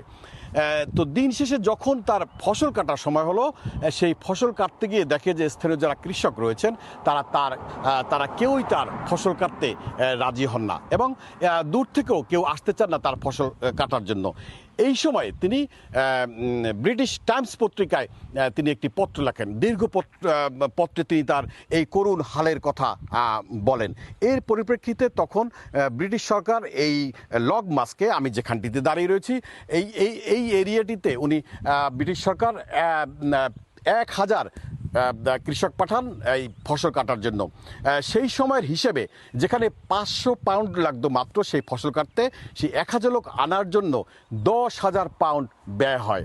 এতে করে উনি মানসিকভাবে আরও বিপর্যস্ত হয়ে পড়েন এবং উনি শেষ পর্যন্ত পত্র লেখেন যে এখানের স্থানীয় বাসিন্দা তার সাথে যে আচরণ করতেছেন তাতে করে তার শঙ্কা তাকে এখানের বাসিন্দা তাকে মেরে ফেলতে পারেন। এরই পরিপ্রেক্ষিতে পরবর্তী সময় উনি 1880 সালে আয়ারল্যান্ডের এই লগমাস্ক থেকে কাউন্টি মেয়র থেকে চলে যান। পরিশেষে আমরা এটাই বলতে পারি যে পৃথিবীতে যতই অত্যাচারী মানুষ হোক না কেন, সেই অত্যাচারীর শেষ পরিণতিটা কখনোই ভালো হয় না। চার্লস কানিংহাম বয়কট যে নিদর্শন রেখে গেলেন, এটি পৃথিবী যতদিন থাকবে ততদিন এই বয়কটের কথাটি মানুষ মনে রাখবে। পাশাপাশি এই আয়ারল্যান্ডের এখানে যারা প্রতিবাদী মানুষ ছিল, সেই প্রতিবাদের কথাও তারা স্মরণ রাখবে। আয়ারল্যান্ডের কাউন্টি মেয়র লগমাস থেকে সৈয়দ জুয়েল, সময় সংবাদ। আফ্রিকার কঙ্গোয় 1 মাস পরও আড়ালে রয়ে গেছে ইবোলা মহামারীর প্রকৃত ভয়াবহতা। টেস্টের অভাব আর স্থানীয়দের সশস্ত্র বাধার মুখে আক্রান্ত, মৃত্যুর সঠিক তথ্য পাওয়া যাচ্ছে না। এর মধ্যে 782 জন আক্রান্ত এবং 181 জনের মৃত্যু নিশ্চিত হওয়া গেছে, যা ইতিহাসে তৃতীয় সর্বোচ্চ প্রাণঘাতী ইবোলা প্রাদুর্ভাব। মূলত ল্যাবরেটরি, হাসপাতাল ও মাঠ পর্যায়ে নজরদারির মধ্যেই সমন্বয়ের অভাবেই এই বিপর্যয়। আফ্রিকার দেশ কঙ্গোয় ইবোলার প্রাদুর্ভাবে বিপাকে পড়েছেন সাধারণ মানুষ। আস্থা ফেরাতে দাফন প্রক্রিয়ায় পরিবারের সদস্যদের যুক্ত করার সিদ্ধান্ত নিয়েছে সরকার। তবে সংঘাত ও সরঞ্জামের তীব্র সংকটের মাঝে এই প্রাণঘাতী ভাইরাসের বিস্তার কতটা ঠেকানো যাবে, তাই এখন দেখার বিষয় বলে মনে করছেন অনেকে। সরকারি তথ্যের চেয়ে বাস্তবে মৃত্যুর সংখ্যা বেশি বলে আশঙ্কা করছে চিকিৎসা সেবা সংস্থা MSF। সংস্থাটি জানায়, সংঘাত কবলিত এলাকাগুলোতে টেস্ট কিটের তীব্র সংকট এবং ল্যাব রিপোর্টের দীর্ঘ বিলম্বে মাঠ পর্যায়ের প্রকৃত চিত্র আড়াল থেকে যাচ্ছে। যেমন নিজি স্বাস্থ্য জোনে 17 জনের মৃত্যু হলেও জাতীয় প্রতিবেদনে উল্লেখ করা হয়েছে মাত্র 1 জনের কথা। তথ্য সংকটের পাশাপাশি প্রতিরোধক দলগুলোকে মোকাবিলা করতে হচ্ছে স্থানীয়দের সহিংসতা। সম্প্রতি মংবলু এলাকায় ইবোলায় মৃত ব্যক্তির লাশ ছিনিয়ে নেওয়ার চেষ্টাকালে পুলিশ কাঁদানে গ্যাস ও ফাঁকা গুলি ছুড়ে ভিড় ছত্রভঙ্গ করে। চলমান এই প্রাদুর্ভাবে এরই মধ্যে অন্তত 20 জন চিকিৎসক ও নার্স প্রাণ হারিয়েছেন। বর্তমানে মাত্র 14টি আইসোলেশন সেন্টার দিয়ে 31টি স্বাস্থ্যজনের মহামারী নিয়ন্ত্রণ করা অসম্ভব হয়ে পড়েছে। ইউনিসেফ ও বিশ্ব স্বাস্থ্য সংস্থা জরুরি সরঞ্জাম সরবরাহ করলেও পরিস্থিতি দ্রুত সামাল না দেয়া গেলে এটি 2014 সালের মতো ভয়াবহ রূপ নিতে পারে বলে আশঙ্কা করা হচ্ছে। নাদিম মারজান, সময় সংবাদ। এবার বিশ্বকাপের আরো খবর। আত্মঘাতী গোলে ইতিহাস গড়া হলো না মিশরের। বিশ্বকাপের মঞ্চে প্রথম জয় এখনও অধরা মোহাম্মদ সালাহদের। 19 মিনিটে ইমাম আশুরের গোলে এগিয়ে গেলেও 67 মিনিটে সমতায় ফেরে বেলজিয়াম। তাতে 1-1 গোলের ড্র দিয়ে বিশ্বকাপ মিশন শুরু করলো এই দুই দল। সুযোগ ছিল বিশ্বকাপের প্রত্যাবর্তনটা রাঙিয়ে রাখার, তবে আত্মঘাতী গোলে সে গল্প লেখা হলো না মিশরের। দারুণ পারফরমেন্সের পরেও বেলজিয়ামের সঙ্গে পয়েন্ট ভাগাভাগি মোহাম্মদ সালাহদের। ম্যাচের শুরু থেকেই আক্রমণ পাল্টা আক্রমণে জমে উঠে লড়াই। 19 মিনিটে মাঝমাঠ থেকে বল বাড়ান মারওয়ান আতিয়া, সেখান থেকে হেনরি ও জিকোর পা ছুঁয়ে বল পান সালাহ। দারুণ পাসে খুঁজে নেন সেন্টারে থাকা ইমাম আশুরকে। এরপর ডি বক্সের বাইরে থেকে দেওয়া ডান পায়ে জোরালো শটে খুঁজে নেয় জালের দেখা। ততক্ষণে সিয়াটলের ডাগ আউট থেকে পুরো গ্যালারি জুড়ে মিশরীয়দের বাঁধ ভাঙা উল্লাস। নিজের জন্মদিনে গোলের অবদান সালার। রেকর্ড বলছে 1966 সালের সংস্করণের পর এমন নজির এটাই প্রথম। সেই গোল পরিশোধে মরিয়া হয়ে উঠলেও জালের দেখা মেলেনি রুডি গার্সিয়া শিষ্যদের। তাতে প্রথমবারের মতো বিশ্বকাপের কোনো ম্যাচে এগিয়ে থেকে বিরতিতে যায় মিশর। দ্বিতীয়ার্ধের শুরুতেই কাঙ্ক্ষিত গোলের দেখা পেতে পারত বেলজিয়াম, তবে 53 মিনিটে ডি বক্সের বাইরে থেকে ড্রিপ উইনার করা ফ্রি কিকটি কেবল মিশরের গোলপোস্টেই কাঁপুনি ধরায়। গোল পেতে পারতেন সালাহ কিংবা ইমামও, তবে গোলরক্ষক থিবো কোর্তোয়ার কল্যাণে মান বাঁচে বেলজিয়ামের। এরপরই জোড়া পরিবর্তন আনে দলটি, তাতেও অবশ্য গোলের দেখা মেলেনি। তবে 66 মিনিটে রোমেরু লুকাকু মাঠে নামতেই ভাগ্য সহায় হয় বেলজিয়ামের। ইউরি থেলমেন্সের বাড়ানো বল নিয়ে প্রতিপক্ষের বক্সে ঢুকেন থমাস মুনির। সেখান থেকে লুকাকুর উদ্দেশ্যে বল বাড়ান তিনি। সেটা প্রতিরোধ করতে গিয়েই আত্মঘাতী গোল করে বসেন মিশরীয় ডিফেন্ডার মোহাম্মদ হানি। ম্যাচের বাকি সময়ে দুই দলই একাধিক সুযোগ পায় এগিয়ে যাওয়ার, তবে সমর্থকদের হতাশ করে দুই দলের গোলরক্ষকই বড় বাধা হয়ে দাঁড়ান গোলপোস্টে। 87 মিনিটে লুকাকুর হেডটাও আক্ষেপের কারণ হয়ে দাঁড়ায়। নিকোলাস রাস্কিনের ক্রসটা ঠিকভাবে মাথা ছোঁয়াতে পারলে বিপদ হতে পারত মিশরের। সেটা আর না হওয়ায় পয়েন্ট ভাগাভাগি করেই মাঠ ছাড়ে দুই দল। রাফি আমিন, সময় সংবাদ। আলজেরিয়া ম্যাচের আগে উত্তাপ নেই আলবি সেলেস্তেদের ম্যাচ ভেন্যু কানসাস সিটিতে। অবাক করা বিষয়, প্রতিপক্ষ শিবির থেকেও সমর্থন পাচ্ছে আর্জেন্টিনা। যুক্তরাষ্ট্র থেকে SM ইকবালের আরও একটি রিপোর্ট। দাঁড়িয়ে আছে মার্কিন যুক্তরাষ্ট্রের কানসাস সিটি স্টেডিয়ামে। এই স্টেডিয়াম থেকেই আর্জেন্টিনা তাদের বিশ্বকাপ মিশন শুরু করবে প্রতিপক্ষ আলজেরিয়া। হাতে মাত্র অল্প কিছুক্ষণ সময় আমরা এসেছি স্টেডিয়াম কম্পাউন্ডে, কিন্তু দুঃখজনক হলেও সত্যি এই স্টেডিয়াম কম্পাউন্ডে এসে কিন্তু সেরকম কোনো ভিড় বাচ্চা, অর্থাৎ ফ্যান থেকে শুরু করে কর্মকর্তা, হয়তো তারা ভেতরে কাজ করছে কর্মকর্তারা, কিন্তু ফুটবল বিশ্বকাপকে কেন্দ্র করে যে স্টেডিয়াম প্রাঙ্গণে ম্যাচের আগের দিন যেরকম একটা উৎসব মুখর পরিবেশ থাকে, তার কোনো কিছু কিন্তু এখন পর্যন্ত আমরা লক্ষ্য করিনি। এখানে এসে শুধুমাত্র একজন ফুটবল ভক্তকে পেয়েছি, একটু ইন্টারেস্টিং। তিনি আলজেরিয়ান নাগরিক। তিনি আলজেরিয়াকে তো অবশ্যই সাপোর্ট করবেন আর্জেন্টিনা আলজেরিয়া ম্যাচে, একই সঙ্গে তিনি কিন্তু আর্জেন্টিনাকেও সাপোর্ট করবেন। আমরা যদি এই ফ্ল্যাগটা দেখাই, ব্রো জাস্ট টার্ন অ্যারাউন্ড, সে কিন্তু হচ্ছে আলজেরিয়ান, কিন্তু সে পরে এসেছে আর্জেন্টিনার ফ্ল্যাগ। তার কাছ থেকেই জানবো কেন তার হচ্ছে এই দ্বৈত support. Bro, do you like Argentina football? Of course, over everything. I like Argentina team, I like Argentina players, and I like Argentina people. Okay, tomorrow's match, which team do you support? Today I am half and a half, 50 Argentina, 50 Algeria, but tomorrow I will be 100% Algerian because it's my country, it's in the blood. And also, if Argentina didn't win the last World Cup, maybe tomorrow I will support them. Thank you very much. আমরা তার সঙ্গে কথা বলছিলাম, তার প্রত্যাশা হচ্ছে Argentina এবারের বিশ্বকাপ জিতবে। অবশ্যই কালকের ম্যাচে তিনি আলজেরিয়াকে সাপোর্ট করবে। তিনি আলজেরিয়া এবং আর্জেন্টিনা দুটোকে সাপোর্ট করলেও এখানে আরও একজন আলজেরিয়ান সাপোর্টারকে আমরা পেয়েছি। Do you think tomorrow Riyad Mahrez do a fantastic job against Argentina? Yeah, I hope so. Yeah, like tomorrow, I think all the players they're gonna do great. They will show everything what they have. তারা support করছে আলজেরিয়াকে, আবার আর্জেন্টিনার প্রতিও তাদের একটা soft corner রয়েছে। তারপরেও তারা দিন শেষে কিন্তু নিজের দলের স্বার্থটাই বড় করে দেখছে। তারা প্রত্যাশা করছে আর্জেন্টিনাকে 2-1 ব্যবধানে হারিয়ে বিশ্বকাপের শুভ সূচনা করবে আলজেরিয়া। যদিও আমাদের কাছে কিন্তু আপাতত তেমনটা মনে হচ্ছে না, কারণ লিওনেল স্ক্যালোনির দল বিশ্বকাপের ওপেনিং ম্যাচের জন্য যথেষ্ট প্রস্তুতি এরই মধ্যে সেরেছে। SM ইকবাল, কানসাস সিটি, মার্কিন যুক্তরাষ্ট্র।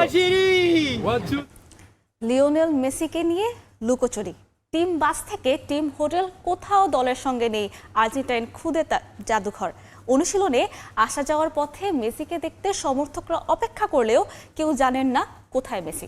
ফিফার চাহিদা অনুযায়ী আয়োজকদের ভিন্ন নিরাপত্তা ব্যবস্থায় যাতায়াত করছেন সর্বকালের সেরা ফুটবলার। যুক্তরাষ্ট্রের কানসাস থেকে বিস্তারিত জানাচ্ছেন সাজিদ মুস্তাহিদ। আমার পেছনে যে হোটেল, এখানেই আছে আর্জেন্টিনা ফুটবল দল।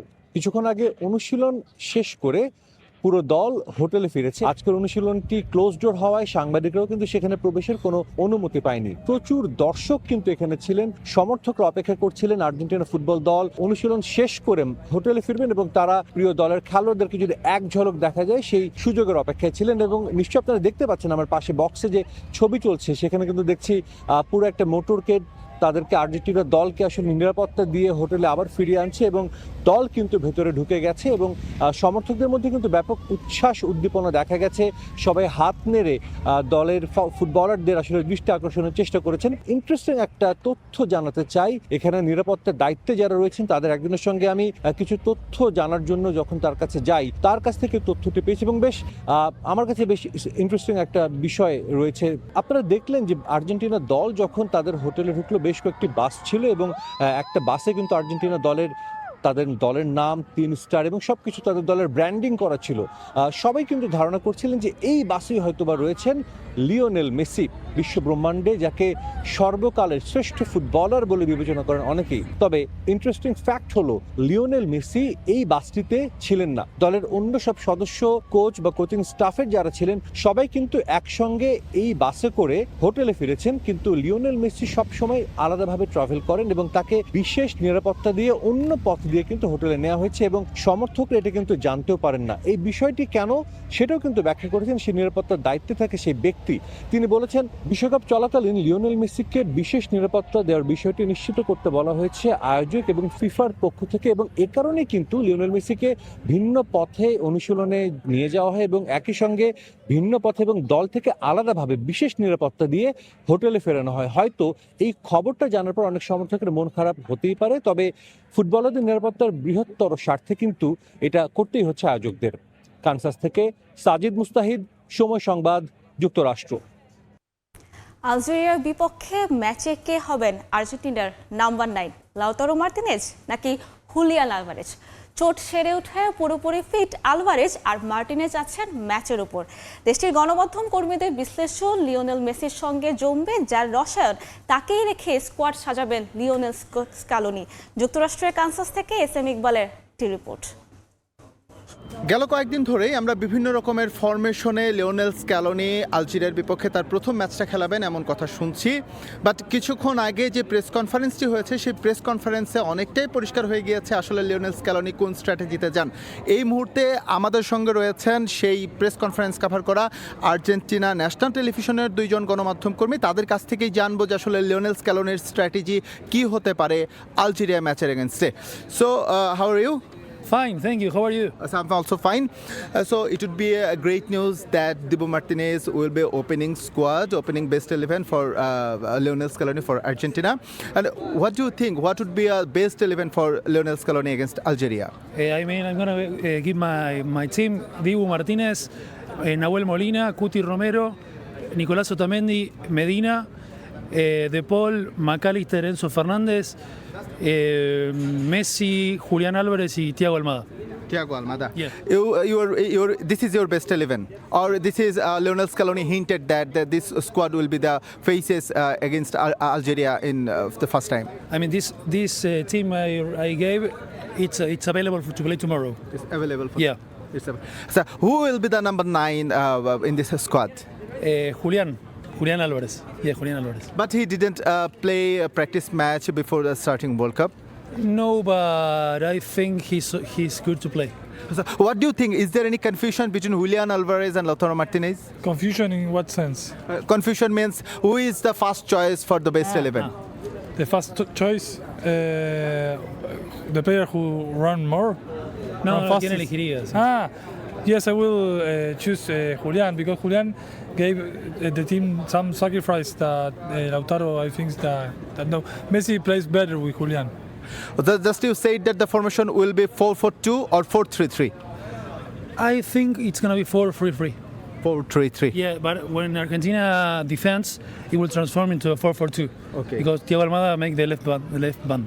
So that Messi is like floating like yeah. It's for a little bit.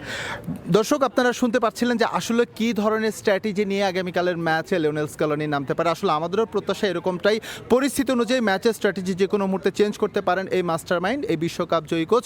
তবে সবার প্রত্যাশা একটাই, আলজেরিয়ার বিপক্ষে ম্যাচ দিয়ে ইতিবাচকভাবে এবারের বিশ্বকাপ শুরু করুক আর্জেন্টিনা। যুক্তরাষ্ট্রের কানসাস সিটি থেকে SM ইকবাল, সময় সংবাদ।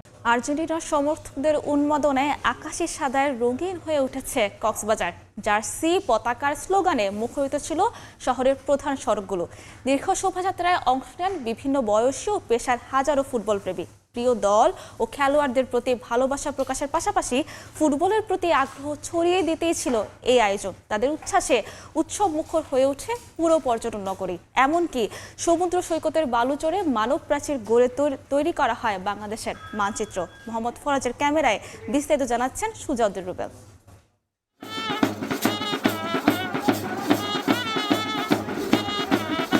পর্যটন নগরী কক্সবাজারে যেন ফুটবল প্রেমীদের উন্মাদনার শেষ নেই। একের পর এক শোডাউন আর বর্ণিল আয়োজনে মুখর হয়ে উঠছে শহর।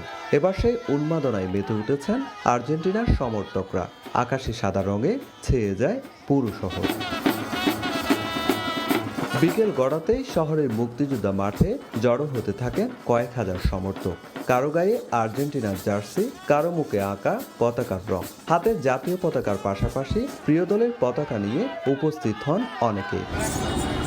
কেউ ঘোড়ায় চড়ে, কেউ বা মোটরসাইকেলের বহর নিয়ে অংশ নেন এই আয়োজনে। বুবুজেলার শব্দ, ডিজের তালে তালে উচ্ছ্বাস আর বিশাল আর্জেন্টিনার পতাকা, সব মিলিয়ে মাঠ জুড়ে তৈরি হয় উৎসবের আবহ। শুধু তরুণরাই নন, পরিবার পরিজন আর শিশু সন্তানদের নিয়েও অংশ নেন সমর্থকরা। ছোটদের গায়েও ছিল আর্জেন্টিনার জার্সি, চোখে মুখে ছিল আনন্দের ছাপ। 2026 সালে এসেও আমাদের সেই বিশ্বকাপটা আমরা ভাবো অবশ্যই। আর্জেন্টিনা এবারও কাপ নেবে এবং মেসি নৈপুণ্য এবং মেসি এবারও আমাদেরকে খেলা দেখাবে ইনশাল্লাহ। আর্জেন্টিনা প্রেমীকে দেখেই বোঝা যায় আর্জেন্টিনার কি পরিমাণ জনপ্রিয়তা আছে। আমি আর্জেন্টিনা ফ্যান, আমি আর্জেন্টিনাকে অনেক ভালোবাসি। এক পর্যায়ে শুরু হয় বর্ণাঢ্য আনন্দ শোভাযাত্রা। সামনে ঘোড়া আর বিশাল আর্জেন্টিনার পতাকা, তার পেছনে মোটরসাইকেলের বহর। এরপর হাজারো সমর্থকের পদচারণায় মুখরিত হয়ে ওঠে শহরের প্রধান সড়ক। প্রায় 3 কিলোমিটার পথ পাড়ি দিয়ে শোভাযাত্রাটি পৌঁছে যায় বিশ্বের দীর্ঘতম সমুদ্র সৈকত কক্সবাজারে। সমর্থকদের স্লোগান, নেচে গেয়ে আর উচ্ছ্বাসে উৎসবমুখর হয়ে ওঠে পুরো শহর।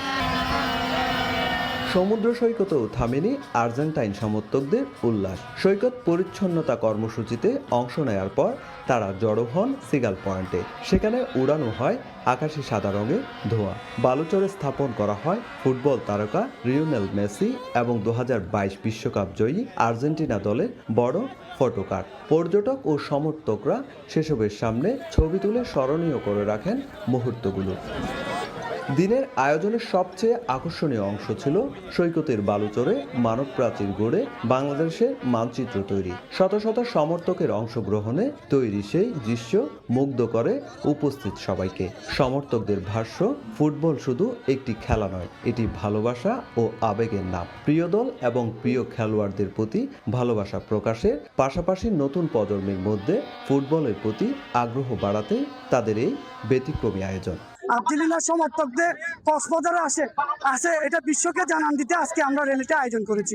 আর্জেন্টিনা তথা সারা বিশ্বকে জানান দিতে চাই আমরা বাংলাদেশের মানুষ কত সুশৃঙ্খল। আকাশী সাদা রঙে রাঙানো এই আয়োজন যেন আরেকবার প্রমাণ করলো বাংলাদেশের ফুটবল প্রেমীদের হৃদয়ে বিশ্বকাপের আবেগ শেষ হয় না কখনোই। আর সেই আবেগকে ঘিরে উৎসবের নগরীতে পরিণত হয়েছিল কক্সবাজার। সুজাউদ্দিন রুবেল, সময় সংবাদ, কক্সবাজার। বিশ্বকাপ খেলতে গিয়ে পেলেন বাবা হওয়ার খবর। এমনটাই ঘটেছে ইরাকের ডিফেন্ডার ফ্রান্স পুতেরোজের সঙ্গে। আর সতীর্থের এমন মুহূর্ত উদযাপন করেছে গোটা দল একসঙ্গে। এদিকে 40 বছর পর বিশ্বকাপের সুযোগ পাওয়া ইরাকের পথঘাট ছেয়ে গেছে ফুটবলারদের বিশাল আকৃতির মুরালে।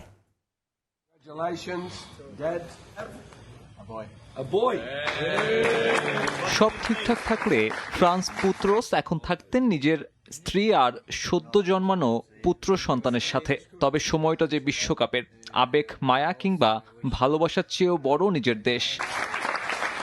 ক্যাম্পে বসেই খবর পেলেন বাবা হবার। কোচ নিজে দিয়েছেন এমন সুখবর। কেক কেটে সতীর্থদের সঙ্গে এমন মুহূর্ত উদযাপন করেছে গোটা দল। পুত্রসের জন্য তাই এ নিয়ে কোনো অনুতপ্ততা নেই।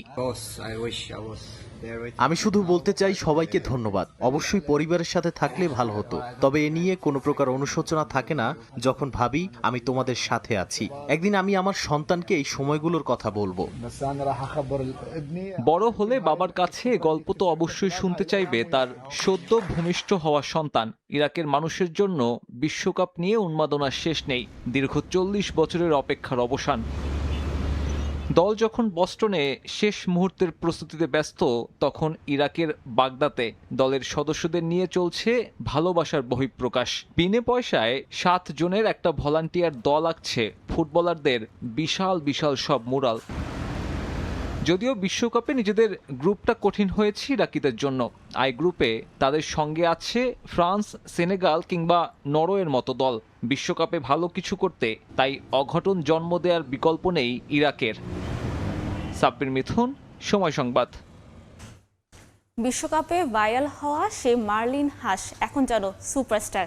রাস্তায় তাকে দেখলেই পথচারীরা থমকে দাঁড়াচ্ছেন। কেউ কেউ তো মুঠোফোনে ক্যামেরা বন্দিও করে রাখছেন। এই বিষয়টি উপভোগ করছেন তার মালিক কার্লো গোমেজ। তিনি আশা করছেন বিশ্বকাপে মেক্সিকোর জন্য এই হাঁসটি সৌভাগ্য বয়ে আনবে। বিশ্বকাপ উদ্বোধনীতে এই ছবি আপনি দেখেছেন নিশ্চয়ই। নাম মার্লিন। মেক্সিকোর হাঁস এখন টুর্নামেন্টের সবচেয়ে জনপ্রিয় ফ্যান। ভিডিওতে দেখা যায় একজন সমর্থকের বিশাল বহরের সঙ্গে একটা হাঁস, গায়ে মেক্সিকোর জার্সি। সামাজিক যোগাযোগ মাধ্যমে যা আলোড়ন তোলে তখনই। মেক্সিকো শহরের জোকালো স্কোয়ারে হাঁটলে ভাইরাল মার্লিনের দেখা পেয়ে যেতে পারেন আপনিও। কার্লা গোমেজ রাস্তায় ফেরি করে বিক্রি করেন কোমল পানীয়। তিনি মূলত মার্লিন হাঁসটির মালিক। গোমেজ তার পালিত হাঁসটিকে সঙ্গে করে নিয়ে আসেন। ওই দিনের ভিডিওর পর মার্লিন এখন তারকা, তার সঙ্গে ছবি তোলার ভিড়। আর বিষয়টি উপভোগ করছেন গোমেজ। এটাকে ভাইরাল করা আমাদের উদ্দেশ্য ছিল না। আমরা যখন বিক্রি করতে বের হই, সে সবসময় আমাদের সঙ্গে থাকে। কখনো কল্পনাও করিনি যে এটা এভাবে ছড়িয়ে পড়বে, কিন্তু আমরা এতে সত্যি খুবই খুশি। যুক্তরাষ্ট্র কানাডার সঙ্গে এবারের বিশ্বকাপের সহায়োজক মেক্সিকো। এই বিশ্বকাপের প্রথম ভাইরাল হওয়া মাস্কট বা প্রাণী হলো মার্লিন, যা বিশ্ববাসীর কাছে মেক্সিকোকে নতুন করে তুলে ধরেছে বলে মনে করছেন গোমেজ। চমৎকার। মেক্সিকানরা সবসময় মানুষকে আলোচনার খোরাক যোগায়, আর এখন সে মেক্সিকোর নামকে আরো উঁচুতে তুলে ধরছে। আমরা ভীষণ খুশি। মেক্সিকো, আমরা তোমার সঙ্গে আছি। কার্লা গোমেজ আশা করছেন যে মেক্সিকোর জন্য এই হাঁসটি সৌভাগ্য বয়ে আনবে। জিহাদ আল হাসান, সময় সংবাদ। এই পর্যায়ে শীর্ষ সংবাদগুলো জানিয়ে দিচ্ছি আরেকবার। বিশ্বকাপে একের পর এক অঘটন। কেপ ভার্দের বিপক্ষে স্পেন আর সৌদির কাছে ধরাশায়ী উরুগুয়ে। সতর্ক আর্জেন্টিনা। আলজেরিয়ার বিপক্ষে শুরুর একাদশে ফিরছেন এমি মার্টিনেজ। ফ্যামিলি কার্ড বিতরণ কর্মসূচির তৃতীয় ধাপের উদ্বোধনে কাল মৌলভীবাজার যাচ্ছেন প্রধানমন্ত্রী। উচ্ছ্বসিত বিএনপি নেতাকর্মীরা। দুটি সভাস্থলের প্রস্তুতি প্রায় সম্পন্ন। 5 বছরের জটে বেসরকারি শিক্ষকদের অবসর সুবিধা বোর্ড। 6 মাসের মধ্যে পরিশোধের আইন। সমস্যার প্রধান কারণ তহবিল সংকট। বিএনপি আমলে নেওয়া প্রকল্প স্থবির করে আওয়ামী সরকার। দিন দিন বাড়ছে সীসা দূষণ। জনস্বাস্থ্যের জন্য বড় হুমকি। অটিজমের পাশাপাশি হৃদরোগ, কিডনি জটিলতা ও ক্যান্সারের ঝুঁকি। জনসচেতনতা বাড়ানোর তাগিদ। এবং অবশেষে থামছে যুদ্ধ। ইরানের সঙ্গে চুক্তি সইয়ের দাবি ট্রাম্পের। আনুষ্ঠানিকতা শুক্রবার। একই দিনে পুরোপুরি খুলবে হরমুজ। স্বাক্ষরের বিষয় স্পষ্ট না করলেও সমঝোতাকে বিজয় আখ্যা তেহরানের।